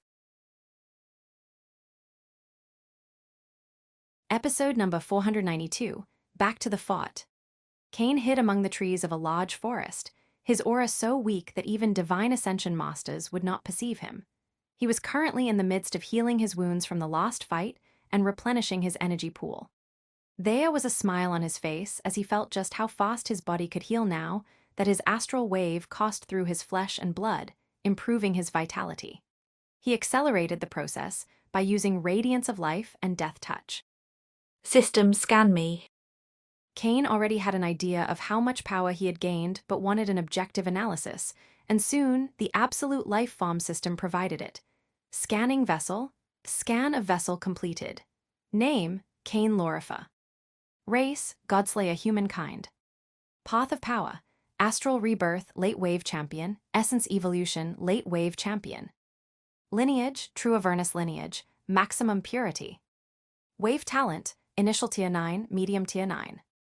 Stats: Strength, 57, 65.2. Agility, 33.7, 38.2. Vitality, 65.2, 80.2. Astral Wave, 37.7, 46.2. Essence Wave, 47, 53.3. Blood Energy, Astral, 49.6, 93.5. Blood Energy, Essence, 51.6, 73.2. Blood Rebirth, Golden Blood Stage, Right Arrow Mercury State. Main Law Mastery, Law of Blood, Medium Law Fragmentation. Secondary Law Mastery, Law of Darkness, Medium Law Fragmentation. Note: Wave Virus inside the vessel enhanced wave talent by 28.1%. Kane couldn't help but smile as he saw his stats. His physical body was already in the realm of Wave Kings, with his vitality pushing into the late stage, and his blood rebirth stage not only reached the Mercury stage, but the power of this one was overwhelmingly high. If he managed to keep increasing the energy in his blood and tempering it, the moment he became a Wave King, the Scarlet King's astral blood would immediately jump to a high level. As for the overwhelming increase in his blood energy, astral path, that was obviously due to the blood gem heart. He no longer needed the blood refinement art, thanks to the blood chamber that was constantly generating a rising amount of blood energy and pumping it across his body. Regarding the Essence Evolution Path of Power, he also got excellent news. His proficiency in the Darkness Blood God technique and the 18 Refinement Revolution allowed his mastery over the Law of Darkness to reach the Medium Law Fragmentation, improving his energy pool once again. In terms of battle power, I should be around the middle apotheosis stage, being able to face those that endured the Earth Tribulation and have not completed the Bone Calamity. The Flow and Biome Herculean technique's third level allows me to face people at the peak of the realm, but I cannot win, at least not in a direct battle. Kane's battle power was outstanding, allowing him to jump more than an entire rank, but he was not delusional since he was aware that the higher you rise, the harder it is to jump in battle power. He did not believe becoming a Wave King would allow him to face Divine Ascension. After all, the Divine Ascension realm was not a mere rank up, but a massive shift in the cultivation paradigm, since you will learn to harness the power of your soul through your flesh, blood, and spells. Even a great genius like William Severus was only able to match an early Divine Ascension master as a peak apotheosis master. That feat was so impressive that he earned the title of Duke from the Atrox Immatus Empire, something nominally only middle Divine Ascension masters could gain. After a few hours, the Scarlet King regained his peak, and just as he intended to search for clues for the lost 2 Tier 1 Dark Factions leaders, a message arrived on his AI chip module. Colonel Lorifer, the Imperial Court has commanded me to travel to Bahamut as soon as possible. It is time. How fast can you reach the fort? Kane smiled as he heard the news. Although his journey through the underworld of Colossus was helpful, his main goal was to return to Gaia, and it seemed it was getting nearer. I will reach the Colossus Imperial Fort in less than half an hour. After sending that message, Kane rose to the sky and took a deep breath as he began to suppress his astral wave. He wanted to hide his dual cultivation in order to use it as a trump card, as he did not know what type of people he might find. The fact that he was in an allied continent meant very little to Kane. After all, the largest number of his enemies were actually humans. Race, age, and background mattered very little to him, and he only judged people by what he saw in their eyes and actions. Although hiding your cultivation was not easy, the red mask that had fused into Kane's flesh had great cloaking powers. I guess you two can count yourselves lucky. Stay connected via FreeWebNovel. Kane shrugged his shoulders as he realized that the 2 Tier 1 Dark leaders would manage to escape from him. He didn't really care to begin with, and his actions would surely paralyze the underworld of the Colossus sector for a long time. Even without the use of blood wings, the Scarlet King achieved impressive speed, and just as he told Duke Gigant, he reached the fort in less than half an hour. When he saw the fort, a massive ship rose from the ground, ascending hundreds of thousands of meters into the sky. Although its design was different from those of the human race, the Scarlet King was able to identify the massive ship as a star cruiser. Kane did not waste time and immediately headed into the ship. As he approached it, a small hole appeared in the force field around it, allowing him to enter, and he saw that the Colossus Duke was at the helm. Something is happening. Although the Duke did not say a word, his face had a stern expression. When the man noticed Kane, he made a small sign so this one would approach him. Thank you for listening to the Age of Chaos audio story. Pixie FM grows with listeners like you. Support the series by sharing it and join our Telegram for the latest updates. Episode number 493, Natuo. How did your mission go? Duke Gigant went straight to the topic, and it was clear he was not in the mood for pleasantries. Kane didn't really care about the man's attitude, since he knew that members of the Deus Behemoth race were much more direct than humans. He also preferred to head straight to the point when speaking. The deal between the two was that Kane would use his position as a scout to target members of the underworld. While Duke Gigant would turn a blind eye to the recovered goods and methods, he would receive a report of the deaths and anything related to the Tier 0 Dark factions. Seeing the tension in the man's face, the Scarlet King chose not to hide anything and delivered a straight report of all the deaths and clues regarding the Tier 0 Dark factions known as Ocean Wrath. Oh, you managed to find out a lot of information about Ocean Wrath, including the identity of several upper echelon members. Amazing. The first part of the report included information regarding Ocean Wrath. Although Kane did not come into direct contact with any of them, interrogating the people and hacking the computer rings from the Tier 1 Dark factions leaders gave the AI chip module a lot to work with. Duke Gigant would not blindly believe the information that Kane handed over and would definitely use the Empire's network to verify it. Still, much of the information confirmed suspicions the military already had, which was a good start. You are truly impressive, young man. With this, we can greatly diminish Ocean Wrath's influence over the Colossus sector. The apprehensive aura of Duke Gigant diminished significantly. He was ecstatic about the information as it would help him maintain safety and order in his sector. After giving an affirming nod to Kane, he turned to the section of the report that contained the people the Godslayer human had killed, and his eyes widened as he couldn't believe what he was reading. Is this true? Gigant stared at Kane with shock and disbelief after seeing the death list. Not only were there over 1,000 names on the list, but those at the top were all high-ranking figures of the Colossus sector, with 5 Marquises among them. Nearly all the members of the Dark factions that Kane killed had other identities, living as good subjects of the Deus Behemoth Empire by day and as killers, thieves, and worse by night. As for the Marquises, those were the Tier 1 Dark factions leaders. Of course, killing so many people, including members of noble families, could generate great trouble since their families would deny their involvement in underworld matters. But next to each name was detailed evidence of their actions to the point there was no doubt about their crimes. Kane understood the shock in Gigant's eyes, but instead of words, he waved his hand, making 5 heads appear. Duke Gigant's eyes widened as he saw the heads. His eyes turned to that of the leader of Ocean Power, and shock appeared on them. This is Natu. Natu was Damasco's true name, and it was clear that Duke Gigant and the man were not strangers. I take it you two knew each other. He was Ocean Wrath's leader. After hearing Kane's words, Gigant's coldness turned into disdain, and he did not bother to look at the head anymore but focused on Kane. You were able to kill him alone. Natu was a bone calamity apotheosis master, and his power was at the peak of the realm. Explore more at Freeweb. Gigant's suspicions were understandable, and Kane chose to tell the truth. I fought the man, but I managed to kill him due to the sneak attack of one of his comrades.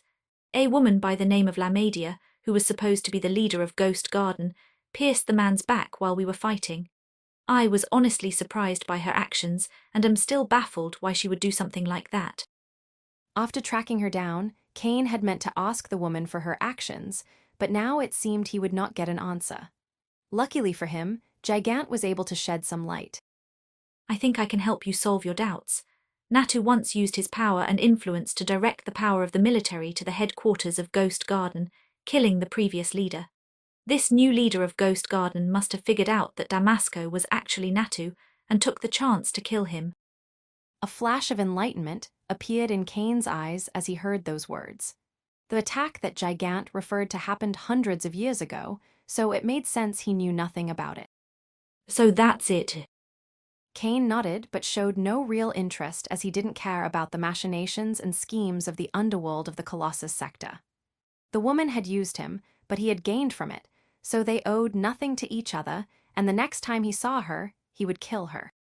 Is there a problem?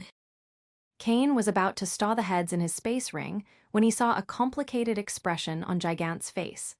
The Duke stared at Cain for a moment before speaking. Your achievements are too great to just let them fade into the shadows. I can report your work to the Imperial Court and make sure you earn the recognition and honor worthy of your efforts, but there is a problem. Cain could figure out what bothered Gigant immediately, and a cold light appeared in his eyes. Their families will not be too happy. Even if they can't use the laws and codes of the Deus Behemoth's empire to attack me, that doesn't mean they won't use other means to get their revenge. Duke Gigant nodded, and was happy to see that Cain understood the severity of the situation. Although your actions will enrage many, I am more than strong enough to suppress them, not to mention that those families and powers don't have the strength to threaten you. However, there is one force that I cannot protect you from, and we will be heading to their home. Thank you for listening to the Age of Chaos audio story. Pixie FM grows with listeners like you. Support the series by sharing it and join our Telegram for the latest updates. Episode number 494, Leaving the Colossus Sector. Cain's eyes narrowed as he heard those words, realizing it meant that one of the people he killed had a powerful background in the Bahamut sector. Natuo. Of all the people he killed, Natuo was the only one whose background was still obscure to the Scarlet King. Duke Gigant immediately nodded, and a sharp light appeared in his eyes as he uttered the following words. Natuo was the bastard son of a member of the 10 great bloodlines, the Kraken clan. The man was talented but was also very proud, which was why he left the Bahamut sector, since he could not tolerate the way other members of the Kraken clan treated him just because of his birth. He bought a new identity and reached this place.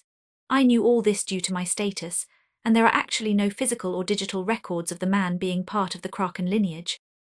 A sharp light appeared in Cain's eyes as he heard that, and now he understood why Natuo hid his bloodline's physical characteristics. Duke Gigant gave Cain a moment to analyze the information before speaking again. You have 2 paths now.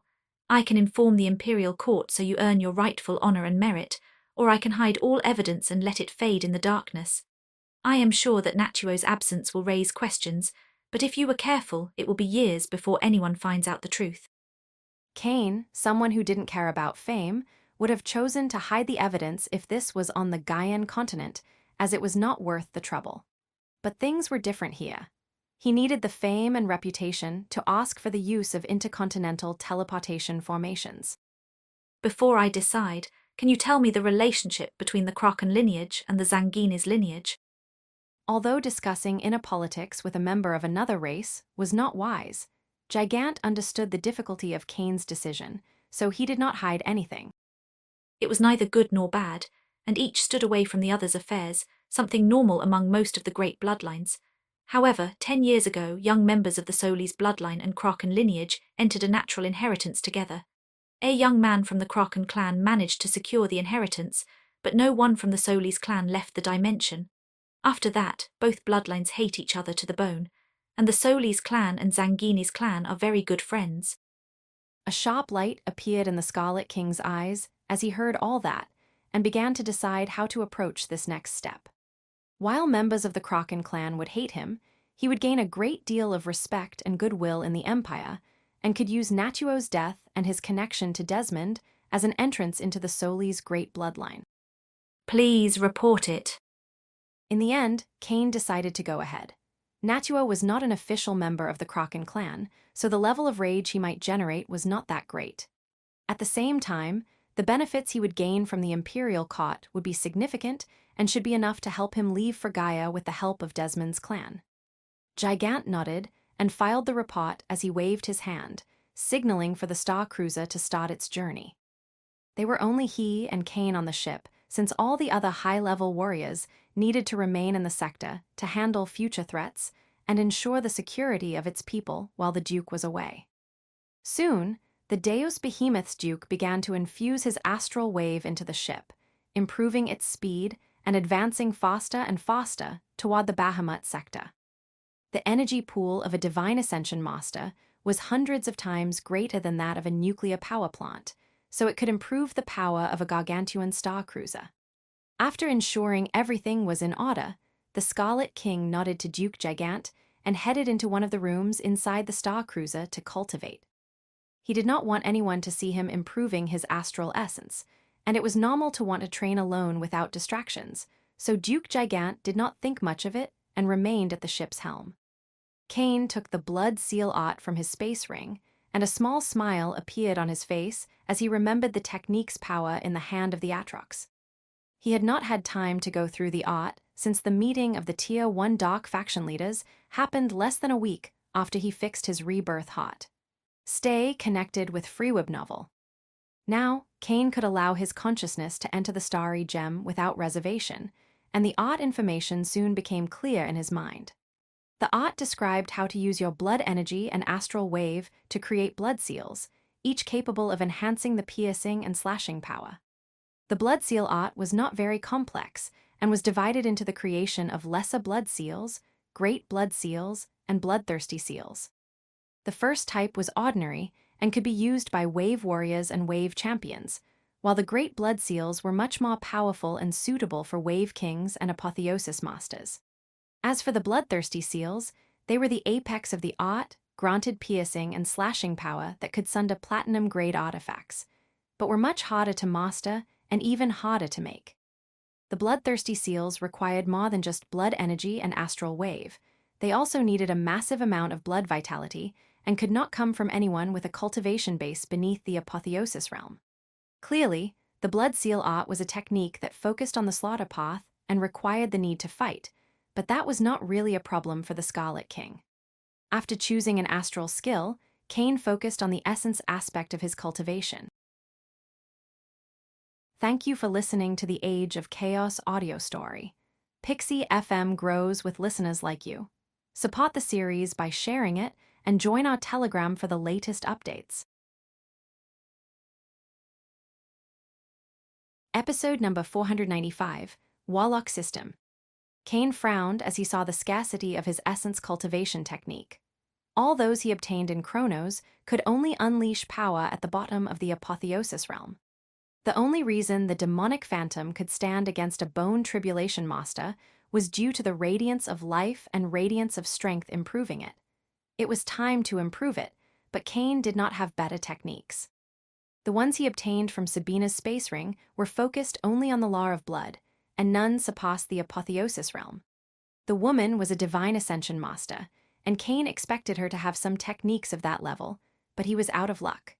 Most likely, she did not own her cultivation technique and trained in a special ground of the Tier 0 Dark faction blood path, or else there would be a star gem of the art among the stolen belongings. Maybe I could get a technique in the Bahamut sector. In any case, I am sure there are plenty in the collapsing lightning sector, and the Duke would grant me access to me once I return to Gaia. Ultimately, Kane took 2 high-quality wave crystals from his space ring and began to train the blood seal art, improving his astral wave while using the other half of his mind to send energy into the evolution core. Having to divide your mind and energy resources into 2 paths was one of the many reasons people did not dual cultivate. Still, Kane did not have a problem since his wave talent was enough to saturate his body to the point that the 2 sacred organs obtained as much energy as they could need. Of course, there were also his secondary energy pools, but Kane also had a way for that, as he spent some DF, making the gluttony module, feed the blood gem chamber and the blood flame on its own, improving his cultivation. Days began to pass like that, and the Scarlet King's cultivation base kept moving forward. Kane spent 3 weeks in his room with his eyes closed until he suddenly opened them, sensing that the Star Cruiser was beginning to slow down. He stood up, clenching his fist, and dozens of sharp red runes began to appear across his arms and legs. Each of the runes was a great blood rune, and so many of them covering Kane's arms and legs would allow his punches and kicks to shatter spells and platinum artifacts. The runes on his legs also improve his speed, but at a lesser level than blood wings, so they primarily increase the potency and momentum of his close-range kicks. He then extended his right hand, summoning Slaughter, and soon, the great blood runes on his arms began to coalesce around the weapon, enhancing its piercing and slashing power. Usually, it would take months or even years for someone to reach such proficiency in the blood seal art. Still, thanks to the astral blood beast soul foss nurturing Kane's soul sea, his proficiency in the blood law and elemental foss was exceptional. Kane softly nodded as he felt the power he could unleash. Although he had yet to deploy a bloodthirsty seal, the physical might he could release would be enough to overcome a flesh calamity master. Not to mention his strength would rise even higher after triggering third gear and using his body's talk. The blood energy generated by the blood chamber and the blood flame also increased, which was very good as he needed a tremendous amount of both to push the Biomtal Herculean technique and demonic phantom to their peaks. There was no significant progress in his essence evolution path of power other than improving his energy pool, but it made sense. After all, enhancing law mastery to the middle law fragmentation stage in 2 laws before reaching the apotheosis realm was beyond amazing. Kane left the lower levels of the Star Cruiser and ascended to the head of the ship. Immediately, a sense of wonder appeared in his eyes as he saw massive mountain ranges full of extraordinary phenomena and illusions of majestic beasts in all directions. The Bahamut sector is full of divine ascension masters constantly unleashing their bloodline aura, causing these sorts of phenomena and illusions to fill the sky and earth. Explained Gigant. Kane heard Gigant's words and softly nodded. He could see the truth behind the phenomena, but even so, they were imposing. So this is the effect of the Warlock system. Oh, so you are already familiarized with the divine systems? Asked Gigant, a little surprised to hear those words from Kane. Only a little. Kane wasn't lying, as the information about divine systems was something he obtained from the memories of the young Hell Clan Env. Divine systems and paths of power were interconnected. For example, the Warlock system that Kane was referring to was the approach to cultivation employed by the Deus Behemoth race's astral cultivator once they rose above the apotheosis realm and into the divine realm. While the Deus Behemoth, like all other races, fused their souls with their sacred organs to achieve the divine ascension realm, they also fused their bloodline into the new organ to create a soul bloodline. That is the cornerstone of the Warlock system, and from this point on, they focus on their soul bloodline, as any improvement to this would advance their cultivation base. Although Godslayer humans could choose to train techniques of the Warlock system, those were designated to focus on the Deus Behemoth race, and humans would gain much lower benefits. Besides, humanity has its own divine systems. Each race has several divine systems they can follow, some more mainstream than others, and some races can actually follow the same system, such as the Godslayer humankind, Inferno Flamon race, and Atrox Immortus race. Continue your saga on Freeweb novel. Kane's eyes narrowed as he felt his bloodline trembling, and a small sense of shock appeared in his eyes. The radiation these people were unleashing was affecting his lineage. It didn't make a significant change, but he was sure the effect it had would be immensely helpful to members of their own clan with weaker cultivation. Thank you for listening to the Age of Chaos audio story. Pixie FM grows with listeners like you. Support the series by sharing it and join our Telegram for the latest updates. Episode number 496, Prince Kauta. Just as Kane was pondering about the power of the Warlock system, he noticed a sharp look on Gigant's face, and the next second, the same expression appeared on his own as he turned to the distance and saw 3 figures flashing toward the Star Cruiser. Kane adopted a solemn expression as he saw the trio with shining bronze exoskeleton covering their bodies. Their physical appearance was very similar to Natuo's. They were members of the Kraken clan. The trio positioned themselves in front of the Star Cruiser, forcing it to stop as they unleashed their bloodline aura. Soon, the image of a majestic creature with a bronze exoskeleton and crab legs that seemed to master the seas appeared behind them. Kane's eyes glowed with red light as he faced the pressure of the bloodline aura of the trio. It was immensely challenging since one of them was a divine ascension master, and the other two were peak apotheosis masters. Fortunately, he did not have to resist for long as Duke Gigant stepped forward the next second, unleashing his own bloodline aura. The next moment, a majestic giant humanoid with a single eye and 7 arms appeared in the sky. Despite the trio combining their bloodline aura, they were forced to take a step back, as the aura produced by Duke Gigant was even more extraordinary. What is the meaning of this? Even if you are members of one of the 10 great bloodlines, I am a duke of the Deus Behemoth Empire. Duke Gigant's voice was thunderous, and while Cain felt nothing, the 2 apotheosis masters from the Kraken clan trembled, and a stream of blood emerged from the corners of their mouths. The divine ascension master among the group frowned as he saw Duke Gigant's attitude. He had hoped the Duke would take a step back and let them handle the young man, but that clearly wasn't going to happen. With no other path available, the middle-aged man took a deep breath and clasped his hands before the bloodline aura faded, along with the illusion of the majestic creature. Explore more adventures at Freeweb Novel. Allow me to introduce myself, Duke Gigant. I am Marcellus. I apologize for our rudeness. We are here for that human, as we have an imperial order for his detention due to some espionage crimes. Of course, if they prove to be false, we will let him go. Marcellus waved his hand to bring out a golden scroll with the image of Cain and the mark of the Deus Behemoth Empire's imperial court. Cain frowned upon seeing this. It was clearly a trap, and someone wanted to set him up. The extent they went to indicated that those enraged by Natuo's death were more powerful than he thought. Damn it, it seems I made a miscalculation. Although Cain expected some backlash for Natuo's death, he didn't think it would be to this level, and it seemed he had underestimated the situation. Duke Gigant was surprised to see the imperial order, but soon noticed that there were no actual crimes associated with Cain and only mocked him as a person of interest.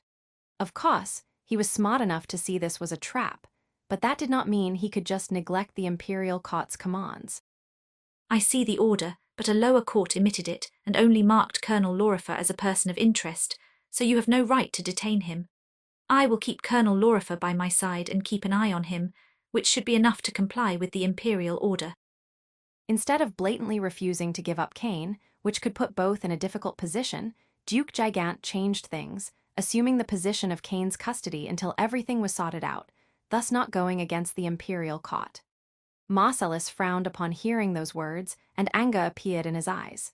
He failed to intimidate the Duke with his background, and even after showing the golden scroll, the Duke kept refusing, which he considered a personal offense. Duke Gigant, you should consider your actions. I already showed enough respect by bringing the imperial order, yet you still refuse to hand over that measly human. Do you really want to incite the rage of the Kraken clan? Duke Gigant's eyes grew cold as he heard those words. Although he did not want to earn the animosity of one of the 10 great bloodlines, he was not the type of person who would abandon his friends. Cain agreed to make those deaths public under his advice, and what kind of soldier would he be if he allowed the Kraken clan to take the young man? However, a powerful aura flooded the surroundings before Duke Gigant could utter a word. HMPH, trying to use the name of a 10 great bloodline to perform a personal vendetta. Since when have we fallen so much? A second later, a young man appeared in the sky, facing the members of the Kraken clan. He had short white hair, and draconic blood scales covered his arms, legs, and part of his chest. Additionally, there was a ring of revolving blood behind his back. Cain's eyes narrowed as he saw the man, who bore a striking resemblance to Desmond. Prince Kauto. Marcellus immediately clenched his teeth when he recognized the young man from the Zanguini's clan. Of course, calling him young was an understatement. After all, Kauto was at least 300 years old. However, that was young, considering he was a divine ascension master. Kauto glanced at the trio and did not bother to hide his disdain before turning toward Duke Gigant and clasping his hands. It is a pleasure to meet you again, Duke Gigant. Ha ha ha ha, you finally could no longer suppress your cultivation and jump to the divine ranks. Soon you will reach my level. Duke Gigant laughed as he felt the power of Kauto, and it was clear that the relationship between the two was not shallow. Thank you for listening to the Age of Chaos audio story. Pixie FM grows with listeners like you. Support the series by sharing it and join our Telegram for the latest updates. Episode number 497, Zangini's Sacred Home. Hahaha, please don't make fun of me. I ignited my soul bloodline less than 50 years ago. I am still far from the late Divine Ascension rank. Kauto and Gigant laughed as they talked to each other, completely ignoring the trio from the Kraken clan, prompting an unsightly expression to appear on Marcellus' face. Kauto noticed the hatred in Marcellus, and his eyes grew cold as he turned to the man. What are you still doing here? HMPH, even if I was not here, you could do nothing against Duke Gigant. Leave if you don't want to stay here forever. Fear appeared in the Apotheosis Masters from the Kraken clan, and while Marcellus was able to maintain his composure, he was also threatened by the power of the man. Ultimately, the Divine Ascension Master from the Kraken clan only glanced at Cain one last time before turning around and leaving with the other two. After the trio vanished in the distance, Kauto turned toward Cain, and a small smile appeared. You're the young man my brother has talked so much about. Cain stared at the man in the sky and clasped his hand before bowing slightly. I appreciate your help. Hahaha, it was nothing. Besides, I am always happy to push back the Kraken clan when possible. Kauto smiled before turning toward Duke Gigant. I assume you're going to the capital, answering the Imperial summoning. That is right. After obtaining confirmation from Gigant, Kauto turned back to Cain again. If that's the case, why don't you follow me, young man? It will be better and safer if you stay with our sacred domain while the Duke is with the Imperial Court.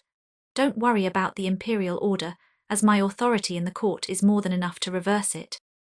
Cain stared at Kauto as he heard those words. His goal was to use an intercontinental teleportation formation, and he was sure that it would be a while before he could get a meeting with the Imperial Court, as they were currently busy handling the sudden catastrophe that had assaulted the Hyperion continent. After a moment, Cain nodded to Kauto. After all, he planned to visit the Zangini's clan, so this worked out for the better. I am very thankful for your help during this problem. I will not forget it. Before rising from the ship, Cain turned to Gigant and clasped his hand while performing a deep bow. The Duke stayed true to his word and did not discard him, even as that meant getting on the wrong side of the Kraken clan. Duke Gigant noticed the solemnity in Cain's eyes and clasped his hand as well. I appreciate your words. I will communicate with the Imperial Court about your desire for a meeting. Then I thank you again. Cain nodded to Duke Gigant and rose to the sky until he was out of the Star Cruiser's force field and stood next to Kauto. Duke Gigant nodded to the duo before waving his hand, making the ship resume its march, flashing toward the center of the sector. Well, let's not waste time. My home is not far from here, so we could fly. Kauto spoke to Cain, and after seeing him nod, both flashed into the distance. Oh, Essence Wave. They had just started their journey when the Deus Behemoth shouted with surprise and confusion. Before, he had not noticed it, but now that he saw how Cain used shadow streams from the bottom of his feet to fly, it was impossible not to notice. Desmond told me you followed the astral rebirth path of power. My rebirth heart was crippled during an encounter with one of the 10 Dark Kings, so I recultivated and followed the essence evolution path of power. Cain chose not to reveal the whole truth of his condition to Kauto, understanding that for a secret weapon to be effective, it was better to fool both friend and foe. Besides, there was a limit to the level of trust he would show the brother of a friend he had not seen in more than a year. Kauto showed a hint of pity when he heard that Cain's rebirth heart had been crippled, but then his eyes widened as he realized the speed at which Cain could fly. While movement speed was not equal to battle power, it was not that far off. Wait, if you suffered a wound to your heart after meeting with my brother, you must have spent less than a year and a half to reach your current level. Overcoming the psychological impact of losing your cultivation was something many people could not do. Yet it seemed that Cain was able to not only do that, but rise to an extremely high level in less than 2 years. Cain noticed the surprise in the Deus Behemoth's eyes and simply nodded. I encountered several lucky chances, which allowed my cultivation to advance fast without sacrificing my foundation. Kauto noticed that Cain was not the talkative type, but he didn't get offended and continued flying. Find your next read at Freeweb Novel. There were several wave beasts les beneath them, many with power that could threaten Apotheosis realm masters, yet none dared to approach the duo as the Deus Behemoth's aura was too great. After nearly an hour, Cain saw a massive city built around what could only be described as an enormous volcano. However, as he focused on the volcano, something even more amazing appeared in front of his eyes. At first, it was shadowy, but soon, Cain saw a gargantuan hundreds of kilometers long with its body encompassed around the volcano. Before he could even understand what such a majestic beast was doing here, it flashed toward him.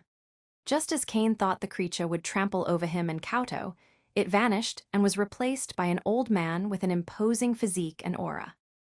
Although the man stopped right in front of them, the momentum of his body did not simply fade, and a massive gale clashed against Cain and Kauto. The Deus Behemoth maintained his standing without a problem, but the gale nearly blew Cain away. Thank you for listening to the Age of Chaos audio story. Pixie FM grows with listeners like you. Support the series by sharing it and join our Telegram for the latest updates. Episode number 498, Zuko Zanguines. Kauto clasped his hand and performed a small bow toward the old man. Father, I have returned. The old man nodded to Kauto before turning toward Cain, his eyes growing sharp, making Cain feel as if he were being gazed upon by a gargantuan blood snake capable of leveling entire sectors. However, while the bloodline force emitted by the old man was crippling, Cain's eyes soon began to burn with red light as his willpower burst, allowing him to gaze into the man's eyes without any sense of fear and full of resoluteness. A flash of surprise appeared in the old man's eyes as he saw the resolution and confidence in Cain's eyes, since even those with greater willpower would normally fail to look him directly in the eye. So you are the boy that managed to survive the ambush of one of the Dark Kings. No wonder you can stand like that in my presence. Good, very good. The old man began to smile, and while his bloodline aura kept bursting with power, it now filled Cain with a sense of warmth and vitality. Then he clasped his hand and nodded. My name is Zuko Zanguines, Archduke of the Deus Behemoth Empire and Patriarch of the Zanguines clan. You can call me Zuko or Lord Zanguines. Cain noticed the change in the man's attitude, and did not maintain a cold demeanor as he clasped his hand and performed a slight bow. Colonel Cain Lorifer from the Godslayer Humankind Empire. It is a pleasure to meet you, Lord Zanguines. Kauto observed how the duo behaved and couldn't hide his surprise, knowing just how high his father's standards were and how even divine ascension masters could not earn his recognition. Before the trio could say another word, their eyes turned toward the massive city around the volcano and saw a figure flashing toward them with blood wings on his back, advancing at an overwhelming speed. Brother Cain, I knew you were alive. The one flashing toward them was none other than Desmond, and there was a smile full of excitement on the young man's face as he saw Cain. He did not stop until he was right in front of Cain and hugged this one. Cain saw the thrill in the young Deus Behemoth's face and couldn't help but smile. He liked how Desmond and many of the Deus Behemoth behaved, all straightforward, expressing their feelings openly and not bothering with pretense. Of course, there were those like the man from the Kraken clan who were shameful and liked to attack from the darkness, using the cover of rules and codes, but they were a minority. Actually, it was not really that surprising. After all, there were exceptions for every pattern or behavior. It's good to see you again. It has been a while. Cain softly nodded as he broke free of the man's hug. Just the power of that hug was enough for him to tell that Desmond had become much more powerful since the last time they saw each other.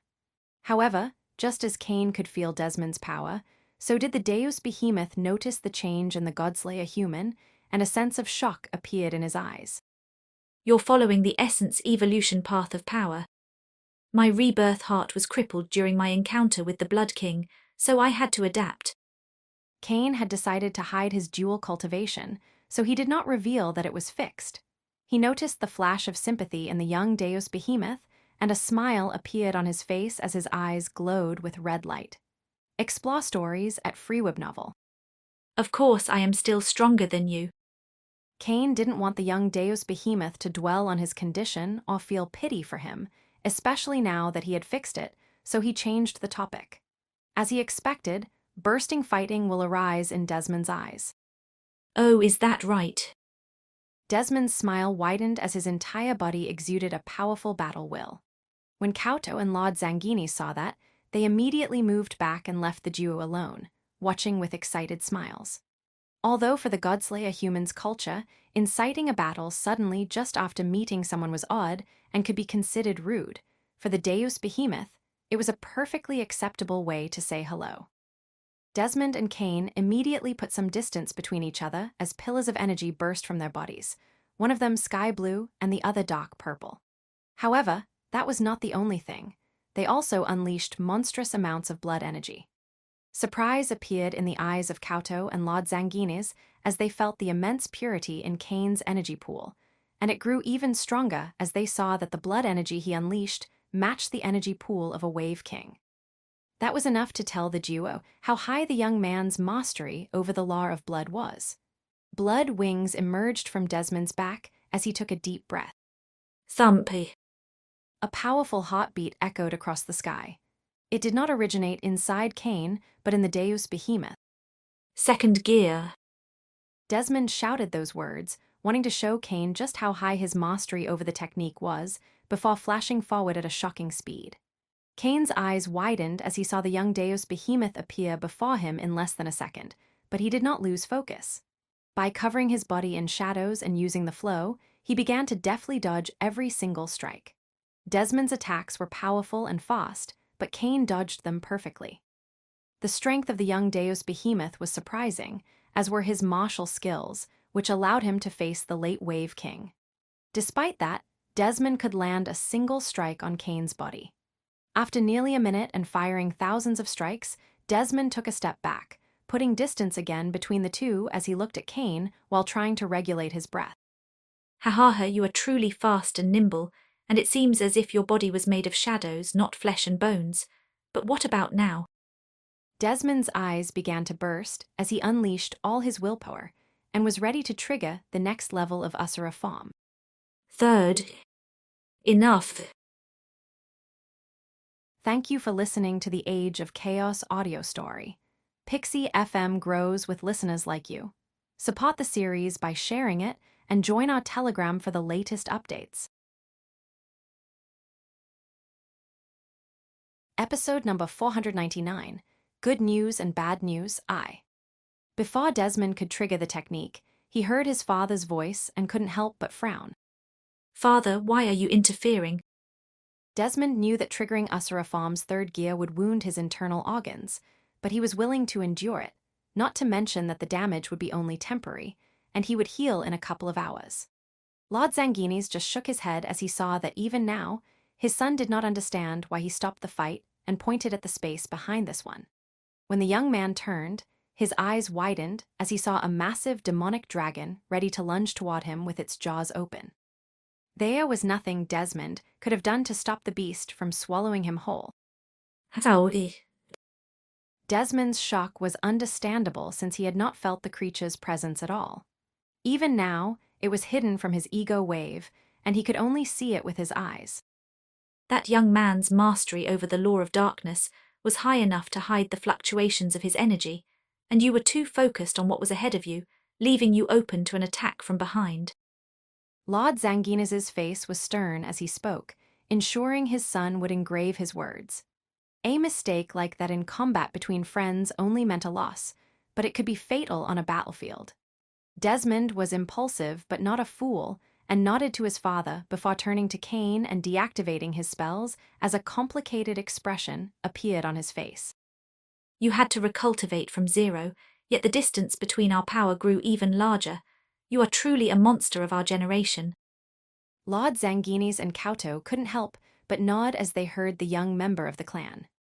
To have been forced to start from zero and show even more remarkable talent in this new path, what other word but monster could define that sort of achievement? Although it was in rough condition once I left Gaia, I found several lucky chances during the last year. I am sure your power will also continue to rise in the near future. Cain said that but did not offer more explanation, nor did the trio ask for more, as it would be considered a breach of someone's privacy to question them about their cultivation and secrets. I am sure the young man is hungry. Let's head to the castle and have ourselves a feast. Lord Zanguines spoke with a smile, and the other three nodded as they flew toward the castle at the volcano's base. As Cain got closer to the massive natural structure, his eyes widened as he realized that the volcano was not filled with lava as one would expect, but with extremely dense and scorching blood. Impressive, isn't it? It is said that the first emperor born of our clan created this blood volcano before leaving for the astral sea, so our people would constantly have a source of energy nurturing their bloodlines and lineages. Cain nodded as he heard Desmond's words. Indeed, a structure like the blood volcano would work wonders for any race living around it, especially if their bloodline was connected to the power of blood, as with the Zanguines clan. It didn't take long for the four to reach the castle. As soon as they stepped inside, Lord Zanguines' voice echoed like thunder. Everybody, gather and meet our new friend. It's time for a feast. Enjoy new chapters from Freeweb Novel. Those words spread across the city, and several figures flashed into the castle. Some were young and some were old, but all shared a common powerful bloodline vibrant with vitality that kept growing stronger as it absorbed the radiation flooding the environment. The group immediately headed to a massive dining room, and Cain observed all sorts of people gathering as food was served. As expected, Lord Zanguines took the head, and several beautiful women were placed to his right. By their appearance, refined aura, and the way they behaved around the man, it was clear they were his wives, 7 in total. Facing Lord Zanguines' wives were his children, a total of 14. The old man gestured for Cain to sit at the rear of the table facing him, which he did. And just as everyone took their spots, food had filled the table. Let's eat. Instead of uttering a few words or displaying some regal table manners, Lord Zanguines shouted, and everyone began to consume the meals. Although they did not act like savages, neither did they show overly formal etiquette typical of high noble families. Cain didn't mind the difference in the social behavior of the Deus Behemoth race and began to consume the food. Just the first bite was enough to shock him, since not only was the food delicious, but it was also overflowing with energy that spread across every cell of his body. For a piece of meat to have that effect on someone like Cain, whose flesh and blood had been refined over and over again, the only type of beast it could have come from was a divine beast. Those are wave beasts usually found in the endless ocean and whose power could defy divine ascension masters. Not wasting time with words when it was clear that no one at the table was in the mood for talk, the Scarlet King began to consume the flesh of the divine beast, and more energy flooded his flesh and blood. It took nearly 2 hours for all the food to vanish from the table, and only then did Lord Zanguines look at Cain and speak. By what I have heard, you are trying to find a way back to the Gaia continent. Cain immediately focused on the old man as he heard those words. As the patriarch of one of the 10 great bloodlines, Zanguines should have the means necessary to perform a feat like securing an intercontinental teleportation formation.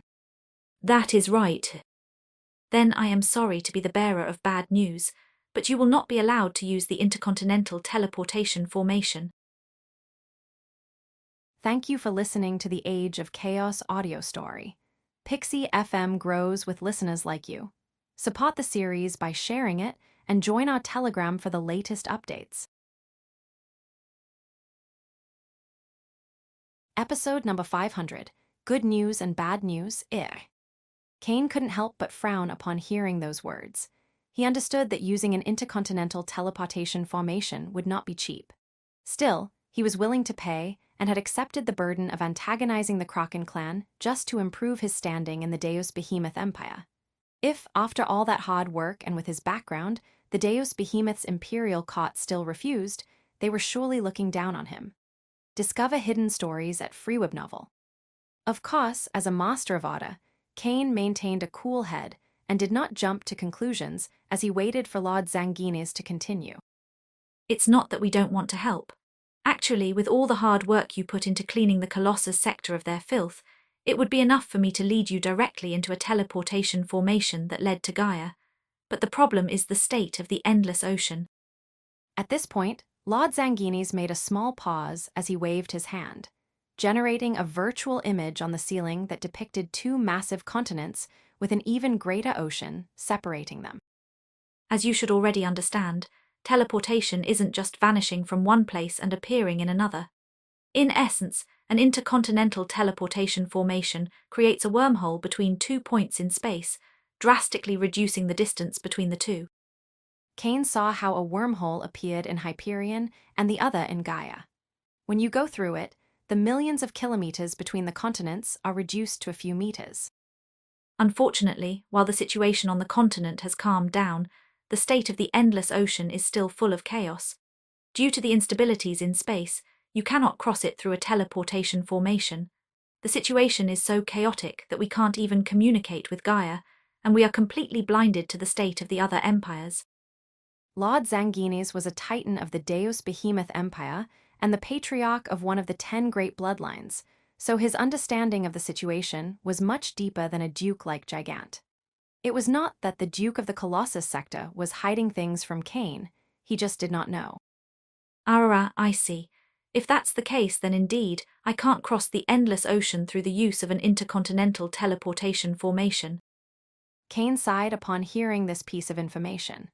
There was no reason for Lord Zanguines to lie to him, and it made sense that the condition of the endless ocean was much worse than on land, explaining why the oceanic wave beasts were so desperate to escape from it. Brother Kane, you shouldn't get too bummed out. I'm sure that the chaotic state of the endless ocean will calm down in a few months, and you'll be able to return home. Besides, you are more than welcome to stay in our house. Desmond immediately spoke up as he saw the disappointment on Kane's face, and Lord Zanguines nodded. As my son says, young man, we're always happy to make friends with powerful and honorable warriors. At this point, Lord Zanguines stared at Kane for a moment before a smile appeared on his face. Actually, young man, you've come at a very fortunate moment. Kane's brow rose as he heard those words, and he saw that the rest of the people in the dining room were just as clueless as he was about what Lord Zanguines was talking about. Fortunately, the old man didn't leave them in suspense. The sudden upheaval seems to have triggered the opening of the astral bloodline realm ahead of time.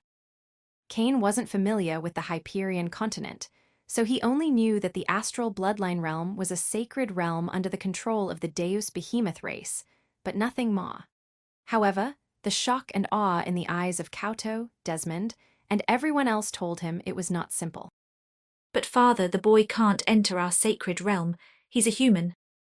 Prince Kauto immediately responded to his father's words, but his eyes widened as he turned to Kane and raised his hand.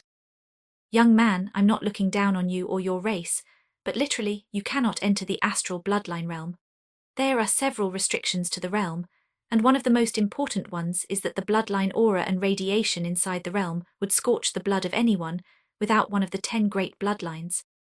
Kane misconstrued Kauto's words at first, but now that he heard the explanation, he immediately agreed with the man. He could never enter such a place, as having his blood set ablaze inside his veins would be a nightmare. HMPH, who do you think your father is? Of course, I understand that, but the boy's timing is beyond perfect since old man Kabuto is preparing to start a tournament, and the winner will have the right to inherit a pure strand of the Solis' great bloodline. Lord Zanguines showed an amused smile, almost as if he couldn't wait to see Kane obtain victory in the tournament. So what do you say, boy? Since you'll be stuck on our continent for the time being, why don't you make the best of it? Kane was honestly surprised by the sudden waves of information, but soon a smile appeared on his face. Since he was bound to remain on the Deus Behemoth continent, he might as well get a new bloodline. Can you tell me more? Ha, that's the spirit. Lord Zanguines laughed as he heard Kane's response, clearly excited. Although Kane found the man's behavior somewhat odd, it was evident that he was not trying to conceal his intentions. That crazy bastard told me about it this morning, but soon the entire continent will know about it. The tournament will begin in 22 days and last an entire month. It will end a week before the opening of the sacred astral bloodline realm. Clearly, the old man wants to send anyone who wins into it. Thank you for listening to the Age of Chaos audio story. Pixie FM grows with listeners like you. Support the series by sharing it and join our Telegram for the latest updates.